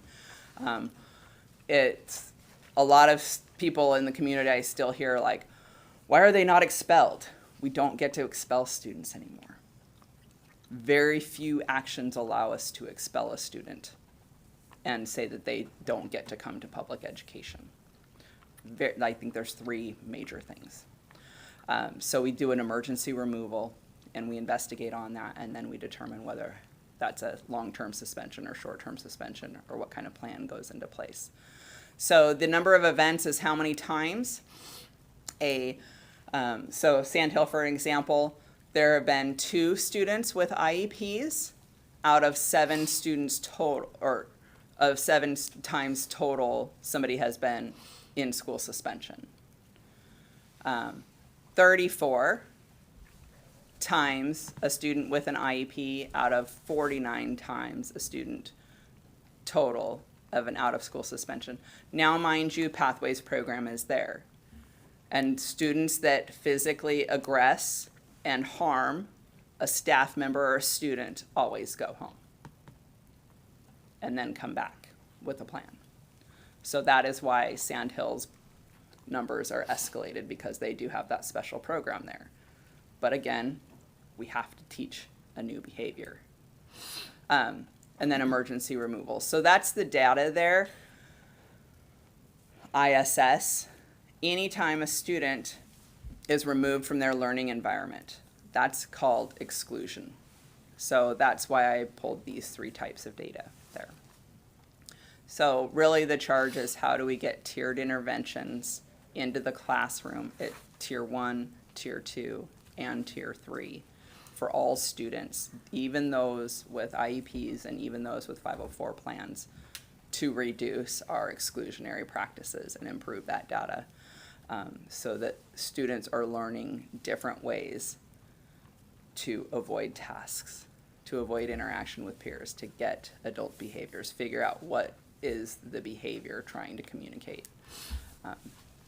So that is the parts of discipline on how can we do that better. A little longer than I intended. I pulled a Dan. Sorry. It's taking a nap. I'm just kidding. He's like, Amber, quit talking. But we are always learning. We're always growing, trying to do better for our kids. So, any questions? Yes.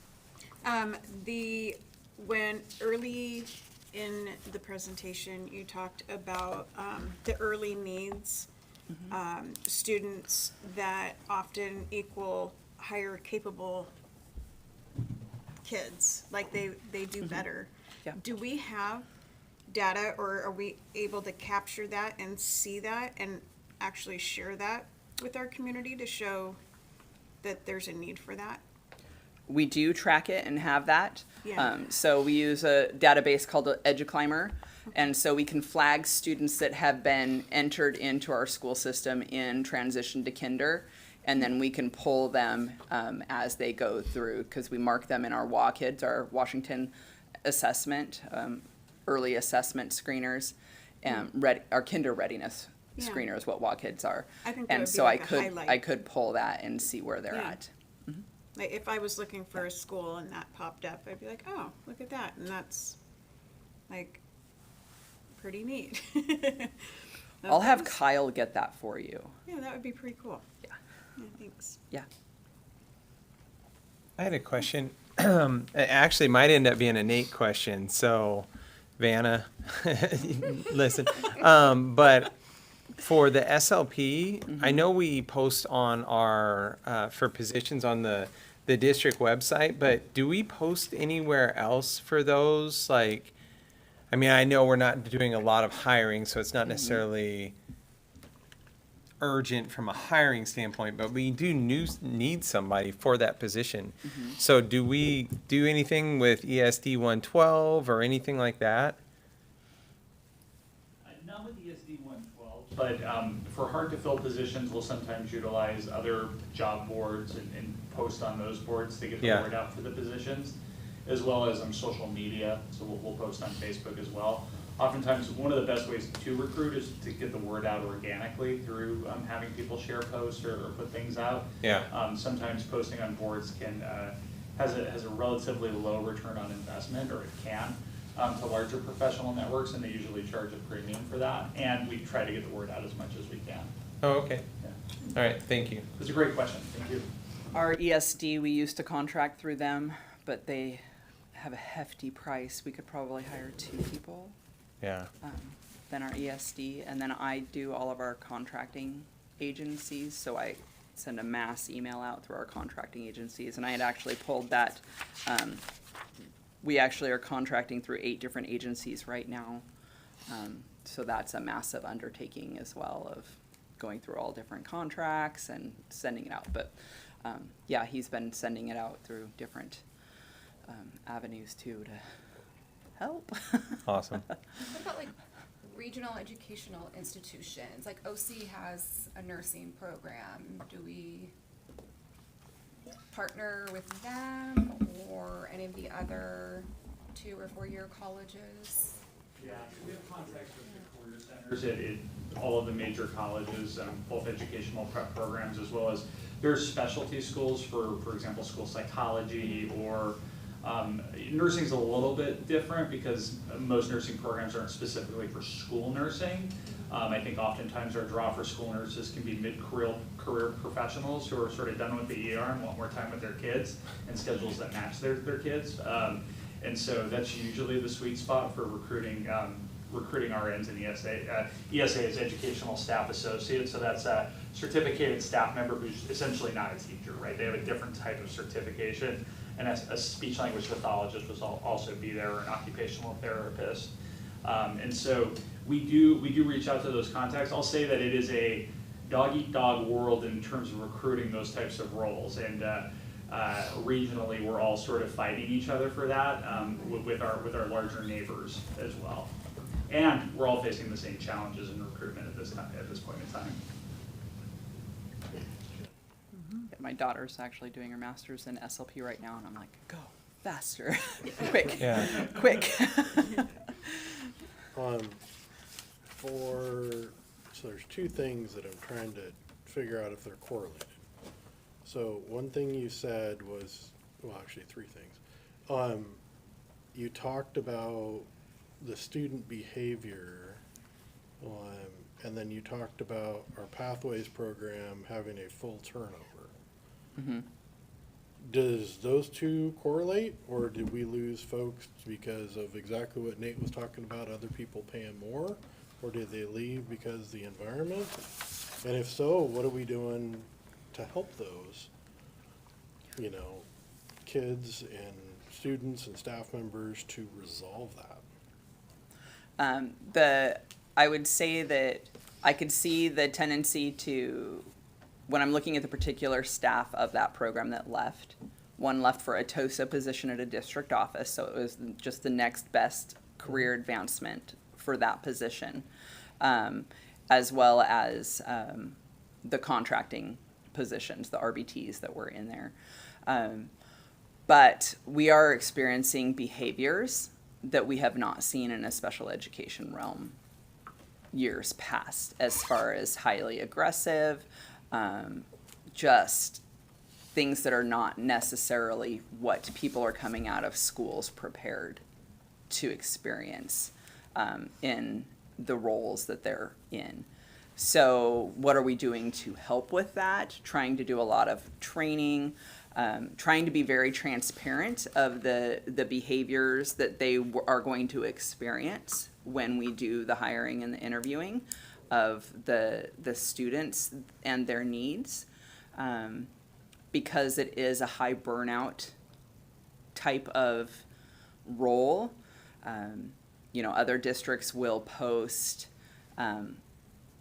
very clearly what that type of position is, and this position, we post it as such as pathways to inclusion and very specific on what the job duties entail. And we found the teacher school had already started actually. And we had to go clear back through resumes to say, wait a minute, that person said they had special education background. So trying to do a lot of support, a lot of training, a lot of professional development, and really it's a niche role. And that's why we have a BCBA and RBTs highly trained for behavior supports in there.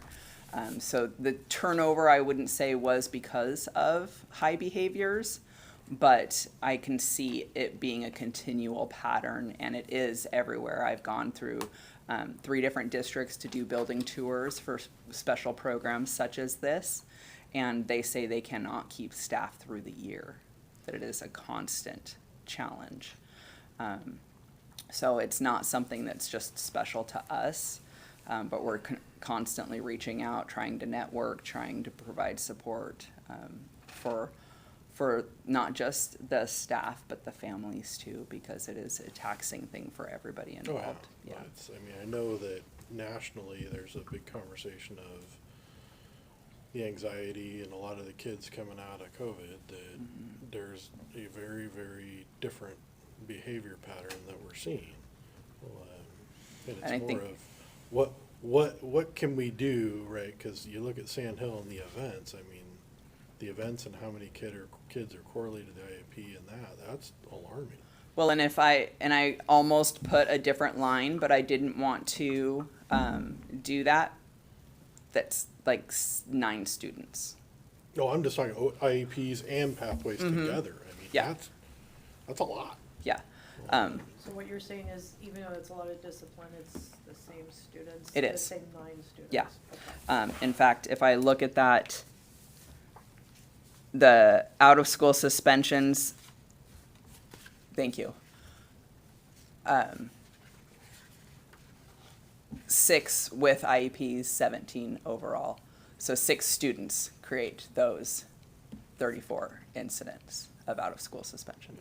That's, And again, the behaviors, we have a flow chart of that. So it's pretty extreme behaviors because it is, we don't hurt students and we don't hurt staff. But that also is clear that they're not learning a new way to interact. and that's where I was kind of Like, how do what's we our stop plan, that right? trend? How do we stop the trend? How do we make a plan of where we're gonna go? And I know it sounds like you're trying to work outside the district of getting, hey, what are you guys doing? Which is Yeah. great, Yeah. but we definitely need something. Yeah, it's really a pivotal switch to continue to have to fully believe that there are kids, they belong here, they need our help, and we don't send them away Right. because they're still. Oh, yeah, But it's a tough carry. It's really hard. Yeah. Yeah, those numbers are substantial. I was like, ugh, do I put it on there or not? But transparency, right? I'm glad to see it. It's just, hey, we gotta. It's a lot. obviously it's a glaring red, beacon, right? Mm-hmm. So, Dan, you'll probably know this. The developmental preschool, how are we funded for that? That comes through our special education funding. Okay. I answered that. Okay. Yep. That's a lot. Very cool. Thank you so much. Thank you so Thank much. you. Thank you. Thanks. And thank you, Nate, for the assist. Yes. Thanks. I have a question, more general. At the beginning, did we ask if there was any public comment or anything? Okay, my hearing isn't great, so I want to make sure. Do we have, who is our legislative representative? Me. Oh, okay. I know I don't have any. All right. That takes care of item D. All right. Is there a motion? Don't forget budget status. Oh my gosh, yes, sorry. Yeah, I'll take the 5 minutes. Oh, I was also gonna ask, should we move our 5-minute before the budget? Yeah, I was just gonna, yeah. Yeah. Oh, is there a motion to take a 5-minute recess? Yes. Yes. There is Is a there a motion that second? we take a 5-minute. I'll second Yeah, I that. would move that. Okay, all in favor? Aye. Okay, Aye. we will be back at 7:38. We have to start on time, 7:38. 7:38.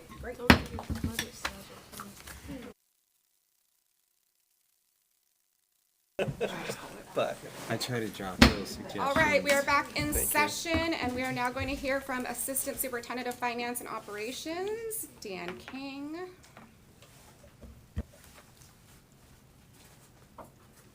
Good evening, Board, and happy December to all of you. I want to welcome Director Beal. Thank you. Congratulations. And Student Representative Thomas, thank you for being a student rep on our board. And all of you, congratulations on being on our school board and continuing to serve. Thank you so much. I am presenting the budget status report through November 30th, 2025. And next slide, please. So this slide shows our budget for this year in our general fund. We have $42,690,662 budgeted for our revenues. $42,382,955 as our budgeted expenditures. Our beginning fund balance was $2,708,887. And our budgeted ending fund balance, that's where we expect to be at the end of this fiscal year. And by the way, our fiscal year coincides with our school year, and then some, through August 31st. $2,378,298. Now, there's an asterisk there by that beginning fund balance, because when we did the budget back in August, we had projected that we would begin with $2,350,000. So through the year-end process, we came to the conclusion at the end that we actually had $2,708,887 there to start with. Now, I also want to say that our budgeted revenues was based on an enrollment that is 58 students higher than our actual. And that 58 students equates to $1,043,000. So as we continue to go forward and plan, we will be making adjustments so that we can stay within budget and we don't overspend, because also the expenditures are based on that budget as well, on those 58 FTE being included. So those adjustments will be forthcoming. Dr. Michael and I have been meeting with our ESD, Olympic ESD 114, to start analyzing where we are, to look at our cash flow, to make sure we have enough cash flow each month so that we can make sure that we're paying our payroll and all of our accounts payable each month. So we are keeping a close eye on it. Let's go to the next slide, please. So this one right here shows our monthly revenues and expenditures in the general fund through November. And it has month by month, so it's not an accumulation. Now, what you might notice is that there's a big difference in the revenues each month, and that's because our apportionment does not come to us in equal percentages each month. We get a 9% apportionment in September, an 8% in October, and a 5% in November. Also in October, we received a pretty large amount for our tax collection, our last real big levy tax collection of $1.2 million. So the October revenues was higher than we would expect to see probably going forward through is probably our highest one for the whole year until maybe July, where we have a 12.5% apportionment. You might see close to that or maybe even a little higher in July. But it's going to be looking more like September for most of the months going forward, between September and November. Our revenues isn't just apportionment, but apportionment is the biggest contribution to our total revenues each month. So Yes. in the apportionment piece, you're saying that there's a percentage that we're gonna get of that apportionment, that it's a known percentage for every month? That's right. Yes. So the way the state, so we have our regular apportionment. And also, as part of our apportionment, we have some other things that are provided to school districts at certain points in time in the school year. But our regular apportionment, it's not 1/12 each month. It's a variable percentage as we go through the year. And in November, it's 5%, in May, it's 5%, and in June, it's 6%. So those are the months in particular that we have to be careful of our cash flow.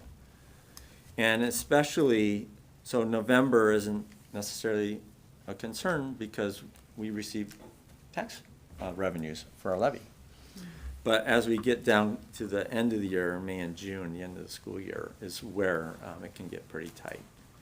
And so that's where we have to make changes and pay attention and keep watch and don't allow ourselves to be in a position to not have cash flow to pay all of our bills.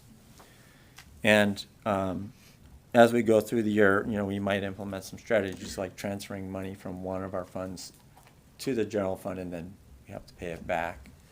That's a strategy that is authorized by RCW and is allowed. And we did that last school year too, last June. So. Also on this slide, you can see the revenues over expenditures.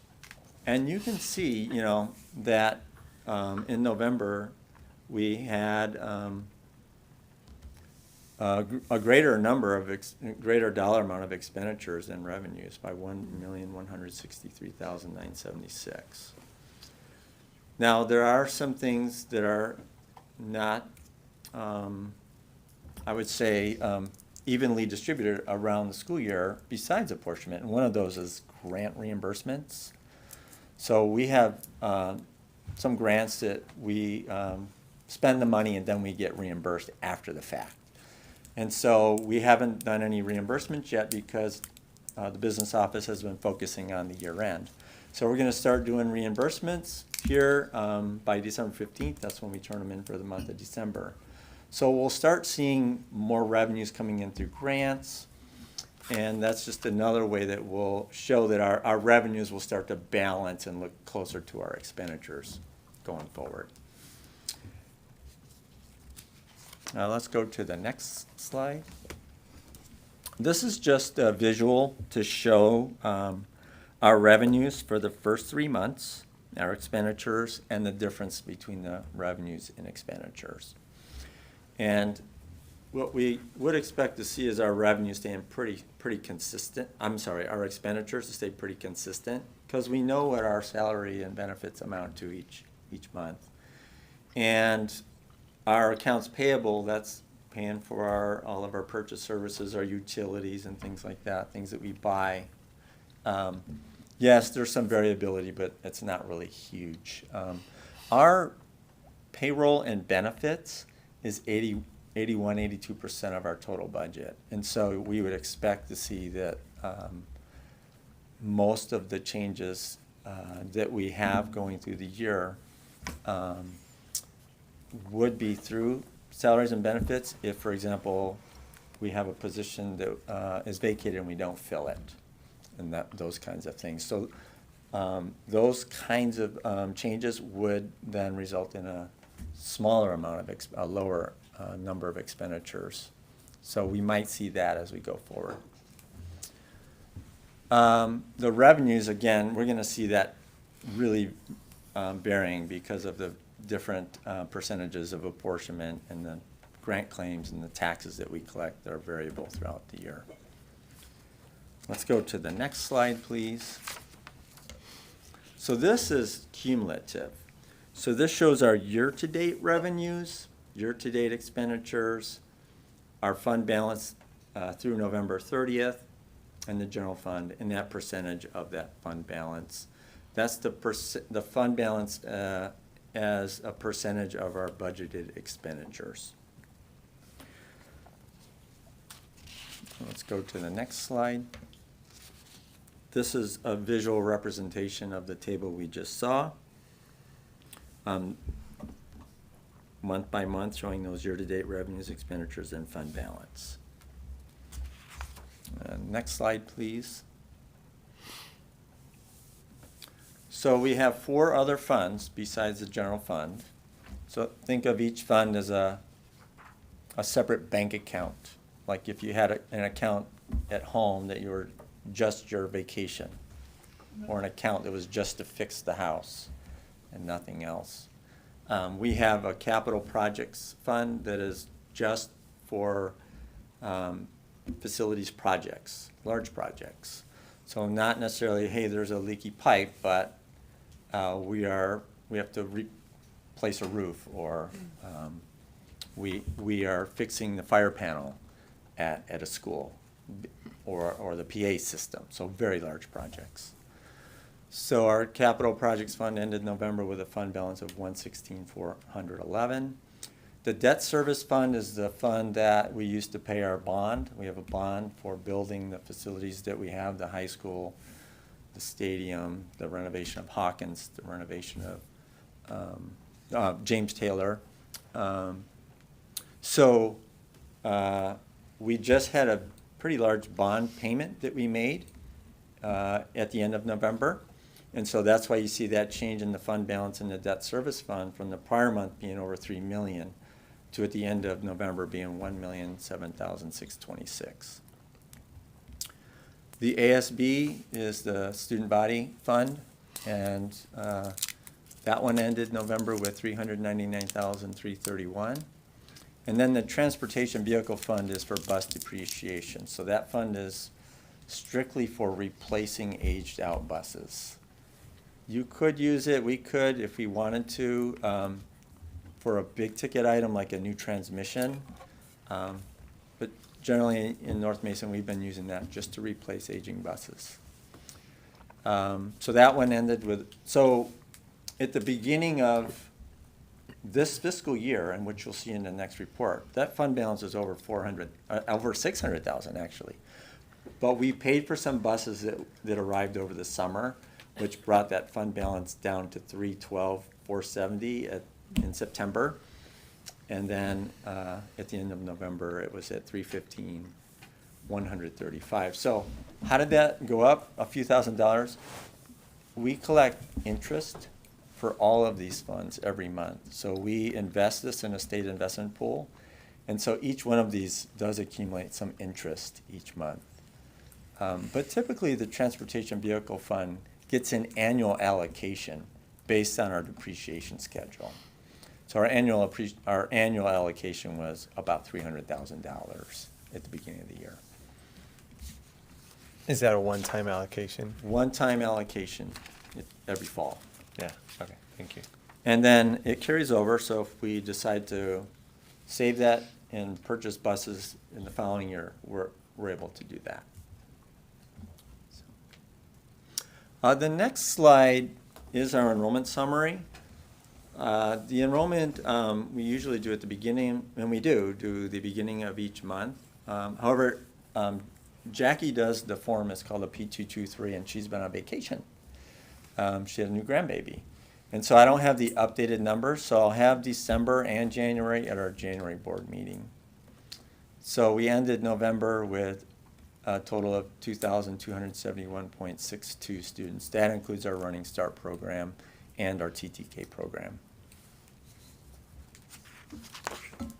Do I have any questions? Oh, yeah, that's just a graphic of our enrollment. And we saw that at our last board meeting. So I got a question around TTK. Yes. So Amber said something about that some of those students reside at Sand Hill. Correct. And then some, do we know what the breakdown is between the two? Yes. There's 17 in each elementary. Okay, So you have a nice even split. gotcha. And we are capped at that because of the legislation last spring that required school districts to no longer expand their TTK programs, but they would be capped at their 24 24-25 enrollment. I had a personal request, Dan. Yes. I love what you've done, and I love how this is so succinct. I do miss your line graph that had the 5 years running of where we could see where we were at Yes. as far as budget. Yes. I don't know if that could be added as a kind of a back pocket slide after the questions or something, but I just think for the public and forward facing, especially as we go into some of these difficult conversations we have, it would be nice to be able to show them that trend. Absolutely. And one of the things we did strategically to cut costs at the end of last year was to cancel some of our subscriptions. And one of those was the Forecast 5. Oh, then, Yes, did that. then we're good. So we saved about $24,000 by canceling that subscription, but we lost that beautiful graph. Is it worth it? 24 grand? It's So, but now you've challenged me, and I am going Free to version. recreate that in my own way, because it's proprietary what Forecast 5 has, so I'll do it in my own way, and we'll have our own graph that shows that. okay. So- I don't want to put too much of an administrative burden, but If I don't have it by January, I will shoot for February. yeah, okay. Thank That's you. a promise. Thank you for humoring me. I have a question, and I'm so new, so forgive me, but you mentioned grants. How much does that generally bring in each year? Well, every year is different, and during the COVID-19 pandemic, we received a huge amount, like $4 million a year in grants because of the ESSER grants. Since last year and then this year, the state has also reduced there are some grants that were available to us last year that are not COVID-19 ESSER grants, but some other grants that were available to us last year that aren't available to us this year. So right now, our total grant allocation, if you look at all of the grants, we have right now about 9 or 10 grants that are approved. It's around $1.3 million. Last year, the total amount of grants was around $2 million. There are still some grants that we've applied for that were pending notification.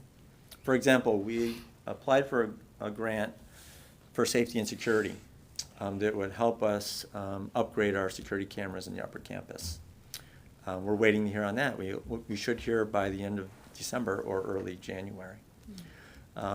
We will be looking at applying for a grant for replacing the intercom system at Belfair Elementary. So we don't know yet if we're going to receive it. So we're always looking for grant opportunities, and all of those grant opportunities really help us meet our goals, and that's what we're trying to do. There are some grants that are out there, but they don't really align with our goals, or we don't have that particular program. Or sometimes grants require matching funds. And so if it's like a $200,000 grant, but you have to match with $200,000, we don't have that to match. So some of those kinds of grants we have to take a pass on. I think just the other thing to mention is that we, in addition to losing our levy, we've been told to be prepared for the fact that we will receive less federal grants in the Title I, Title II areas, and so that would also be quite detrimental to the district. Yes, it would.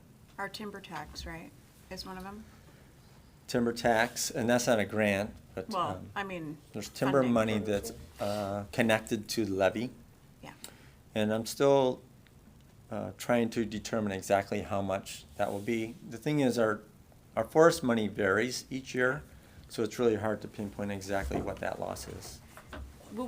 Do we have a list already that's visible that shows what is connected to the levy? I know we looked at it and it was like, I feel like we saw it even with the levy committee, but what goes away if we don't have a current levy?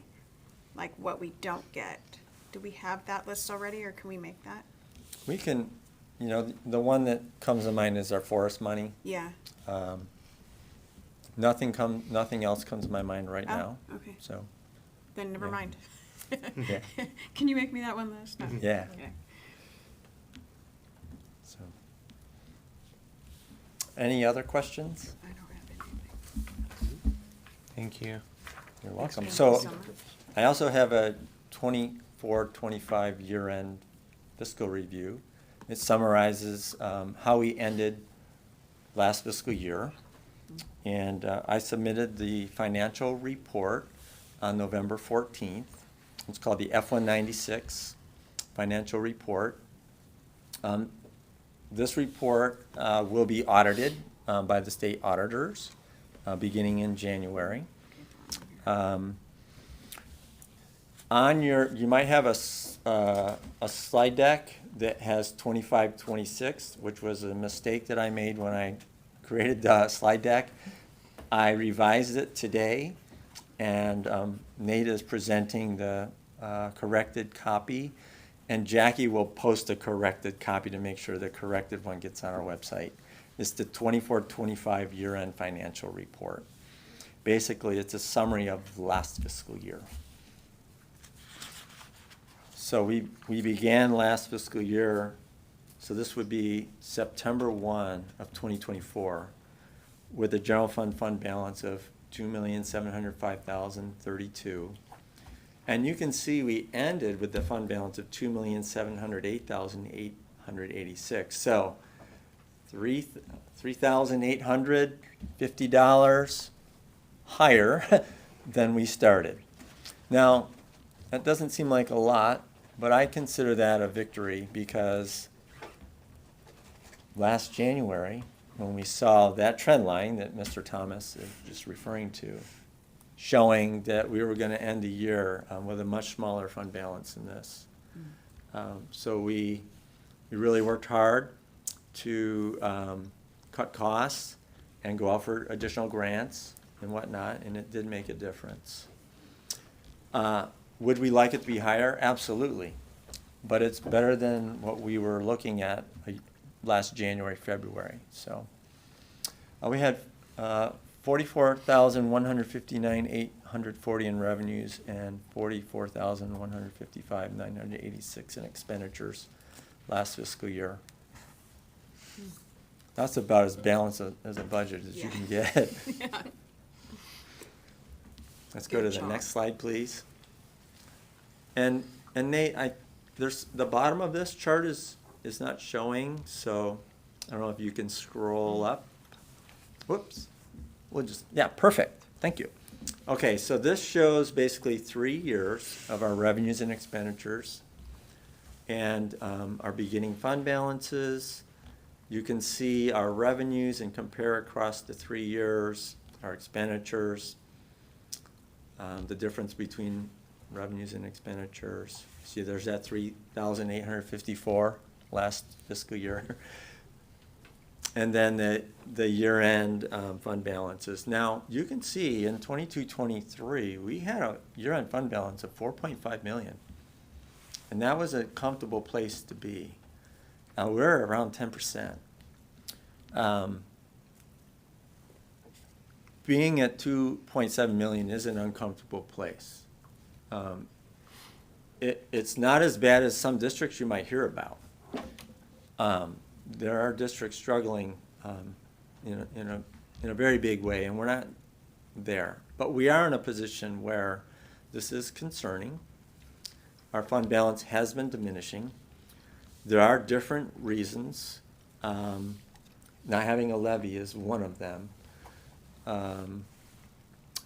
When we passed the levy, when it did pass back in 2021, it was a smaller levy than what we had originally sought and originally tried to get approved. So when we ended up passing levy, it was a much smaller levy than we originally asked for. So we've been really trying to get through each year with less revenues than we truly need to meet our actual costs. And now we can see the result of it. So we do have to make adjustments. We will be making adjustments even now because in the 25 25-26 budget that we're currently living in, we had planned for 58 students higher than we actually have, as I mentioned before, and that's about $1 million. It's a little over $1 million in revenue. So, what we anticipate is if we don't make changes, our fund balance will continue to get smaller and smaller and to be at a seriously low level at the end of fiscal year 25-26. So that's what we're working on avoiding. But it was good news to see the $2,708,886. It did give us some confidence that if we do focus on cutting costs and making changes, that we can see progress. So let's go to the next slide. Oh, can I just step in? Sorry, I just want to bring Director Beal up to date. So every district has to have a policy that states what their percentage should be for their ending fund balance. We had a higher ending fund balance, I don't recall what it was. We voted last school year to lower it so that we could free up some funds. But we did it cautiously because we really should have enough to pay at least 1 month's payroll. Okay. Because if something happens and funds freeze up from the state or the feds, we can at least pay our people. But we temporarily lowered it, and we also discussed how when we eventually get to a place where we feel comfortable enough to raise it back to what it used to be, that we need to really be clear with communicating with our community that it was temporarily lowered it. So we're not raising it for no reason or you know, spontaneously. It's because we lowered it to reach a goal, and now we need to get back to where we are comfortable. So, Thank you. Yep. Yeah. And our Thank fund you. balance, That thank was you. good for me too. Our fund balance policy is that our fund balance will be 8 to 10%, between 8 and 10% of our budgeted expenditures. So last March, the board approved an alignment or adjustment to that to bring it down to between 6% and higher through this year. So with a lot of promise that we would pass the levy and get ourselves back on track by the end of this year. So, thank you. Let's go to the next slide, please. So this one just breaks down those expenditures in the general fund by activity. So you can see, you know, most of our, like the biggest expenses are basic education. District-wide support, that is all the things the district office does to support the school district as a whole. So a lot of that is maintenance, a lot of that is things like the business office, the HR office, utility, a lot of different things that just are for the entire district. A lot of our subscriptions for things like communication tools and our website, et cetera. I mean, it's a long, long list. But that's what district-wide support is. Special education is another big one. Voc Ed and CTE, I combine those two. Another one at the top, transportation. Our transportation is, it has its own separate program and funding from the state, and it's based on ridership and mileage. And there's actually a formula, it's called the STAR system, that our transportation director enters data each month. And based on that, we get our allocation. Food service also has its own separate program, and we get reimbursed for meals that we serve. We serve reimbursable meals that have certain guidelines for that, and then we get reimbursed. Most of that is federal money, some of it's state, but that's another big one that's it's really self-sufficient. It's fairly easy for us to stay within budget there, and it's not really a place we can go to make cuts to save our budget, because those dollars are restricted to those programs and they're pretty self-sufficient. And you can see, I won't go over all of them, but some of the other big costs and going down. You can see transition to kinder. We spent $527,652 in 24-25. That's because we had carryover from the previous year, and I didn't want to lose it. So really our transition to kinder budget is more like $460,000, but I wanted to spend that carryover. So that just breaks down our expenditures. Now, the total amount of expenditures, if you remember, was higher, was in the 44s, but that includes some transfers and some other things that aren't really dialed in specifically as expenditures. So that's why you see a little bit of a difference in the amounts here. Let's go to the next slide, please. This is expenditures by object.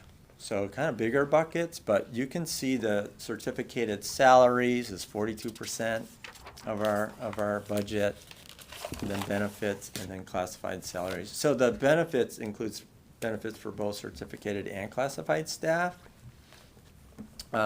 If you add up the percentages of certificated, classified salaries and the employee benefits, it's about 82% of our overall budget.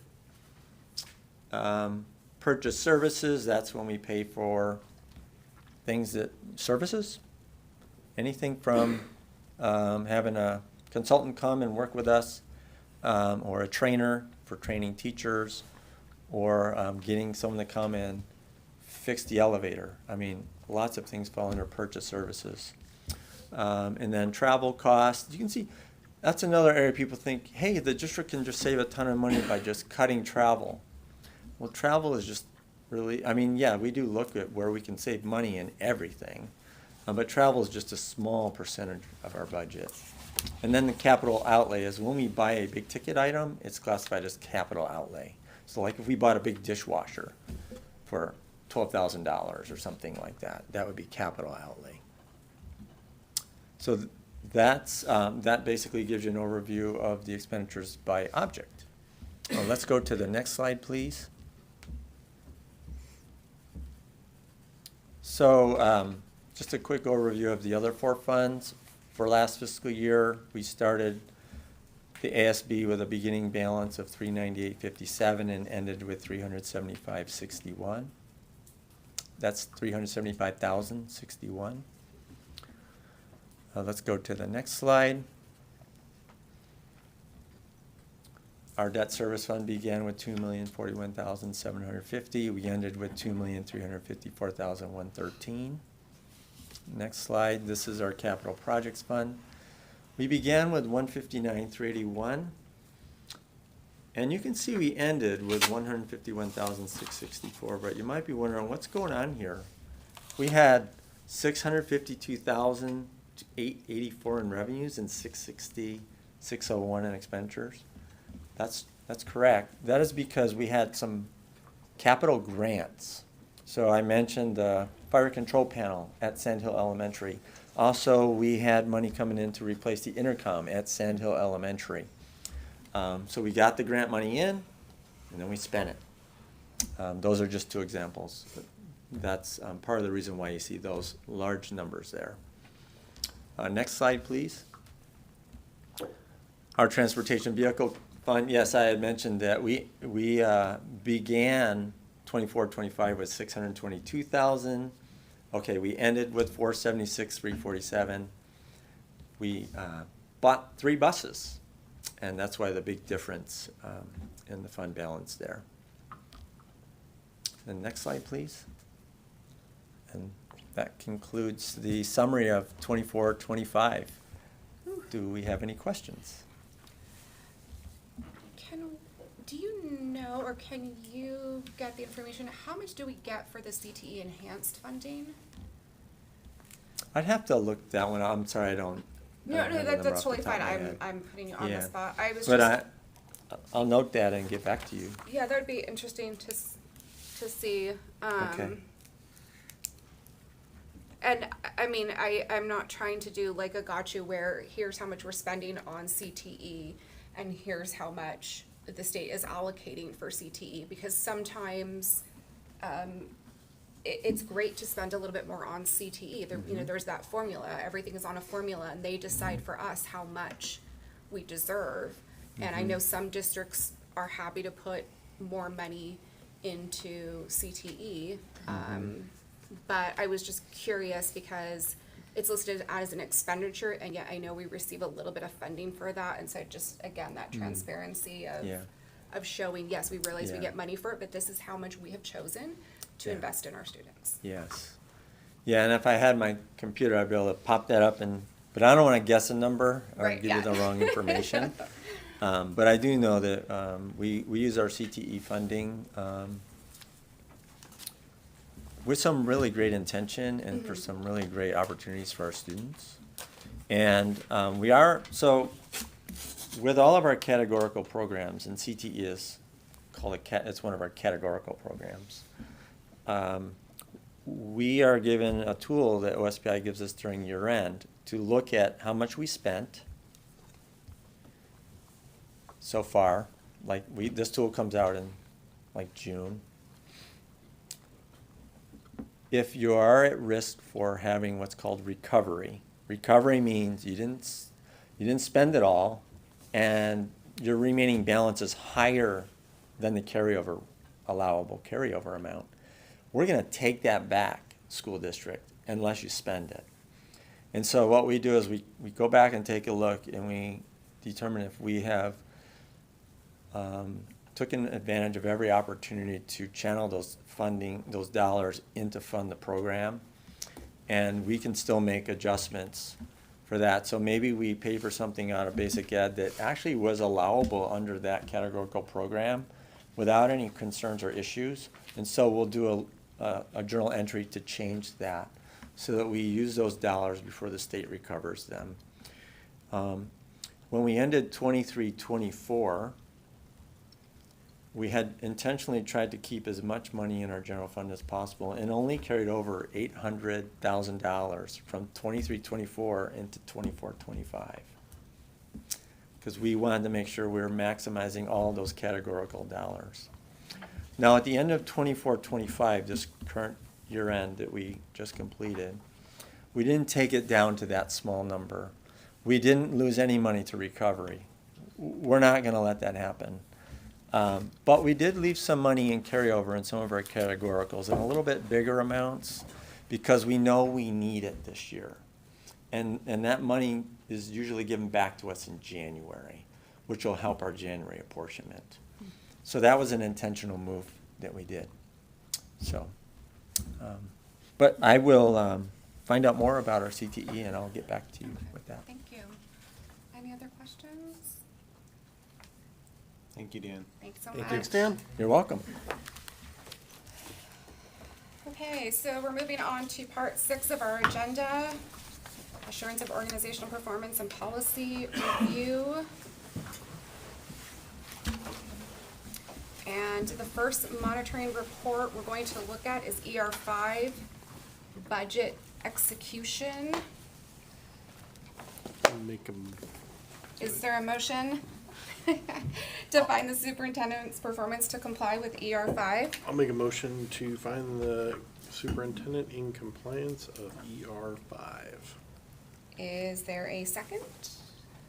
I second. Oh, go ahead. Ooh, Second off. Got it. All right, I'll I think second. you got it off. all right. That's too quick. Okay, it has been moved and seconded. Do we have discussion? Any discussion on this? I was just gonna say, I appreciate the superintendent's comments at the bottom of, I mean, just kind of like we talked about during our study session, we have room for growth, we have room for getting used to the reports, et cetera. It is a budget report. I like the idea of maybe, although we do get the numbers, seeing, tactile things, that we can quantify on there sometimes. But no, I appreciate your comments on there. No, it was a very complete report, and I think like Nick said, the comments on the bottom were great. So, Any other comments, questions?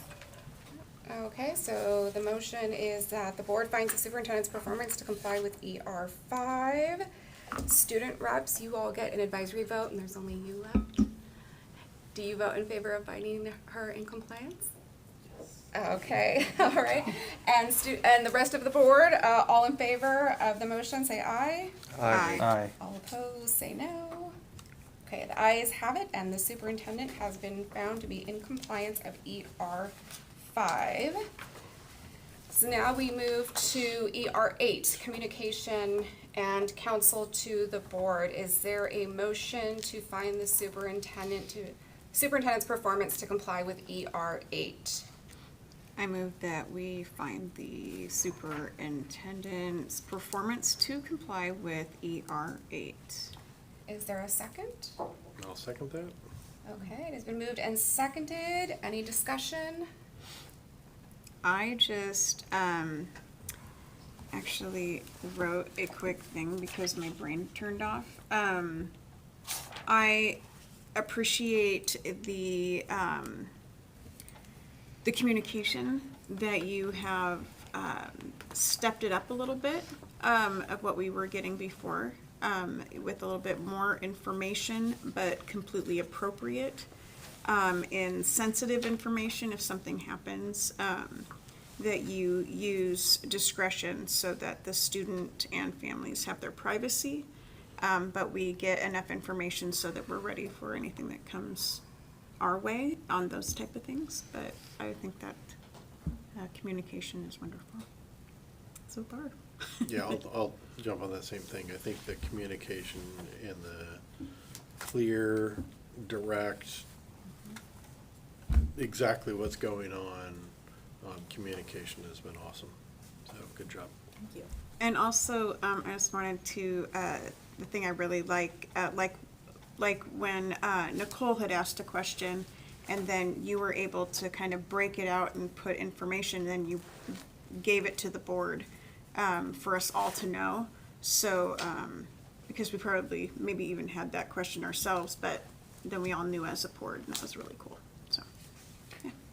I was just going to comment too. You mentioned kind of getting the cadence of when those reports come out and those communications come out. And I would say we're grateful that we just get them at this point. But I love the idea that you're thinking of standardizing when those would happen each week. So thank you for your efforts.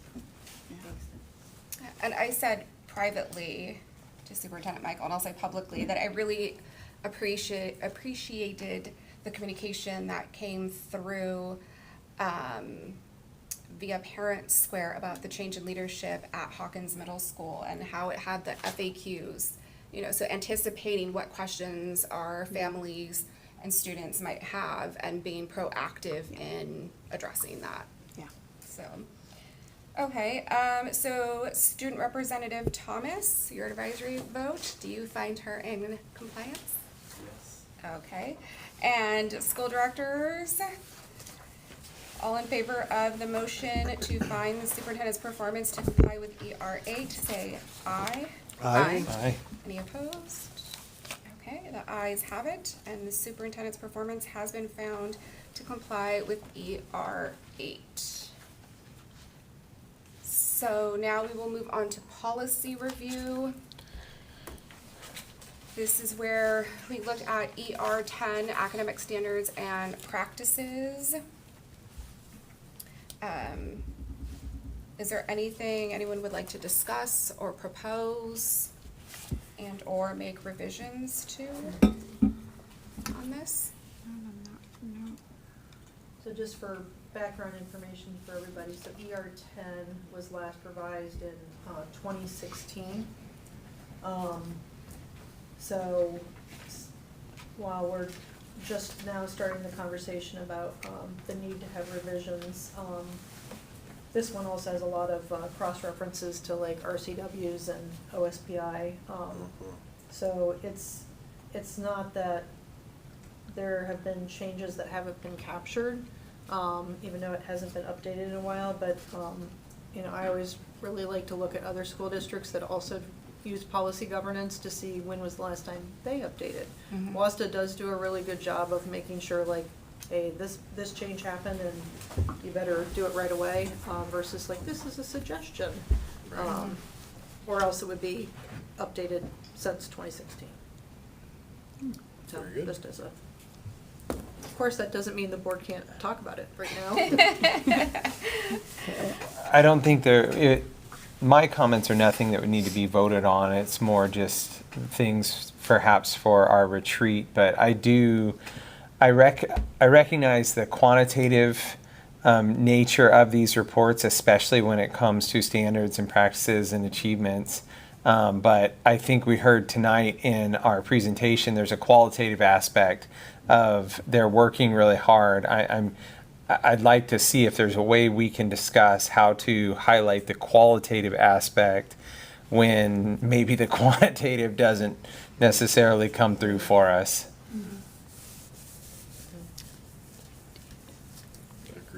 Yeah. Any other suggestions, questions? No. Okay, so we'll move to our closing items. Nate, are there any signups for public comment? No.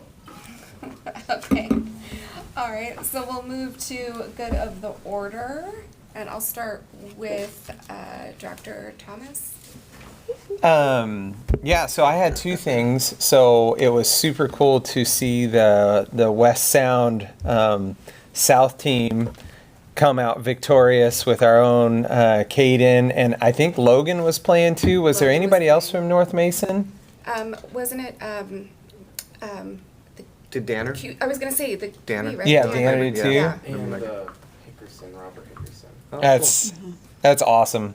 Anyway, I wish more of the community could see these young men continuing to excel and continuing to practice and follow their dream.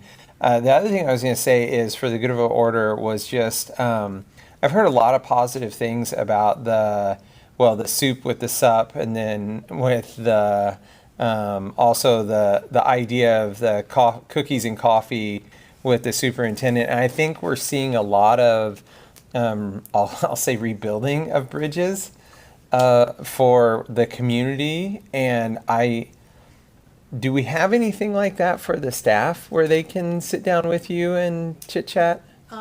Not at this point, but I am planning on putting on my calendar in January and February, like a day where I will be there and they can sign up and talk to me individually, or I went to staff meetings and I was able to get a little bit of feedback, but it would be, it needs to be more formal and planned for, so people know how to prepare to.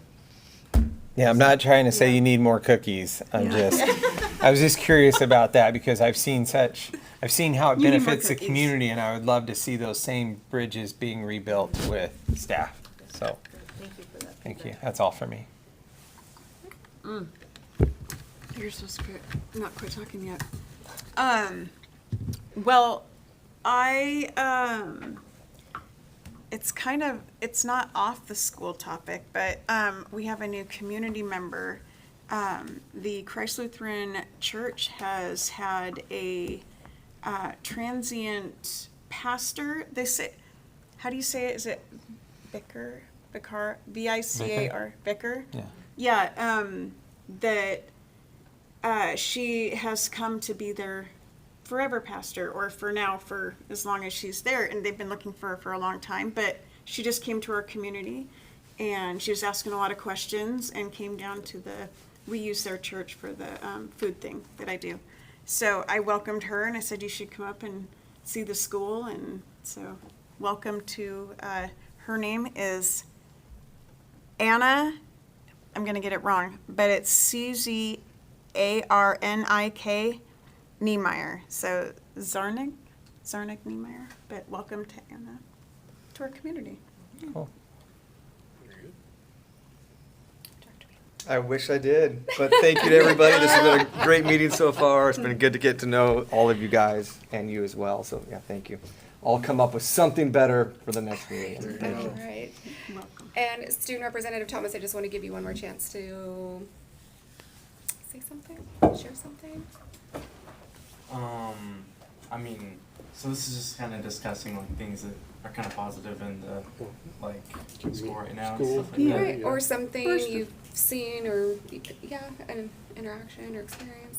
Okay, I have been really, really impressed with our sports in the last few years, and our coaches I mean, our football team, we went to, we went to the playoffs for the first time in a long, long time. But not only our football team, like I think we've seen that across all of our sports, and so I've just been really impressed with our, with just the support that the community has given to sports and our coaches, and so really happy about that. Awesome. Thank you. Yeah, way to pull one out there. So I'll start off with the one thing. I'm going to reflect on the past year of sitting as the chair, and I really appreciated everybody here as we went through hiring Christine, and that was a lot. So thank you guys for every single support that we went through with that. I know it was not easy, and getting out of that room at 2 o'clock in the morning or whenever it was not an enjoyable time. But the next morning, calling Christine and her picking up the phone and saying, huh? was pretty awesome. And just watching everything since that moment, and how, really the school, is really kind of, we're steering the ship in a new direction here. So it's been pretty cool. So that's all I got. Superintendent Michael, did you have anything you wanted to add? Nothing new. Since the Yeah. beginning? Yeah, thank you Okay. though. But I guess I would also say, I'd like to thank Mr. Youngberg for the constant communication from when I accepted the job, when he offered the job, when I accepted the job, until when I arrived. We had regular check-ins, and I know that's not easy, especially with the 3-hour time difference. And so thank you for making that work. That was very, very helpful for me. Yeah, you did an amazing job leading us. As we discussed, this is the most important thing a board will ever do, and not every board member gets to do that. And you made yourself available to staff and to us and the candidates and the hiring firm, and that was a heavy, heavy lift. And I really, really appreciate your dedication to that. That was amazing. Thank you so much. And I want to thank Principal Collins. So Friday night we had a basketball game. Well, one basketball game was canceled because PA got stuck in a traffic jam. But the kids were practicing for a while, and at some point someone asked me something about the principal. And I said, oh, he's almost always here. And I'm looking around and I'm like, oh, there he is, there's Principal Collins. And the person is like, that's your principal? Because he was wiping down the floor, the court. And then when a kid had fallen during the game, he was out there wiping down the court. And the person was just like, why is your principal doing that? And I wanted to kind of say, well, we didn't pass the levy. But really, it's the fact that so many of our staff do that. So many of our staff give 150%. And it's so amazing and comforting, and then frustrating that we sometimes can't give that back to them. And I hope they at least know that we appreciate them, and the kids appreciate them, and people are watching them, and people are admiring that. So thank you to Principal Collins and all our staff. But with that being said, it's 8:31. I will call the meeting after reminding everyone that we have our retreat on January 10th. And we have to do the self-assessment. Oh, that's right. Yeah. Okay. But January 10th is our winter retreat, and we are not going to have our study session in January because we have the retreat. And then our next board meeting will be January 26th, but I'll do our board self-assessment. I wanted to go over this in more detail because we have a new board member, but it's late. So I'm just going to say that our general meeting behavior was satisfactory in all our categories, and our governance principles review, all of these were followed. So overall, we had a satisfactory meeting, and with that, I will now adjourn us at 8:32. Good job. Thank you. Thank you.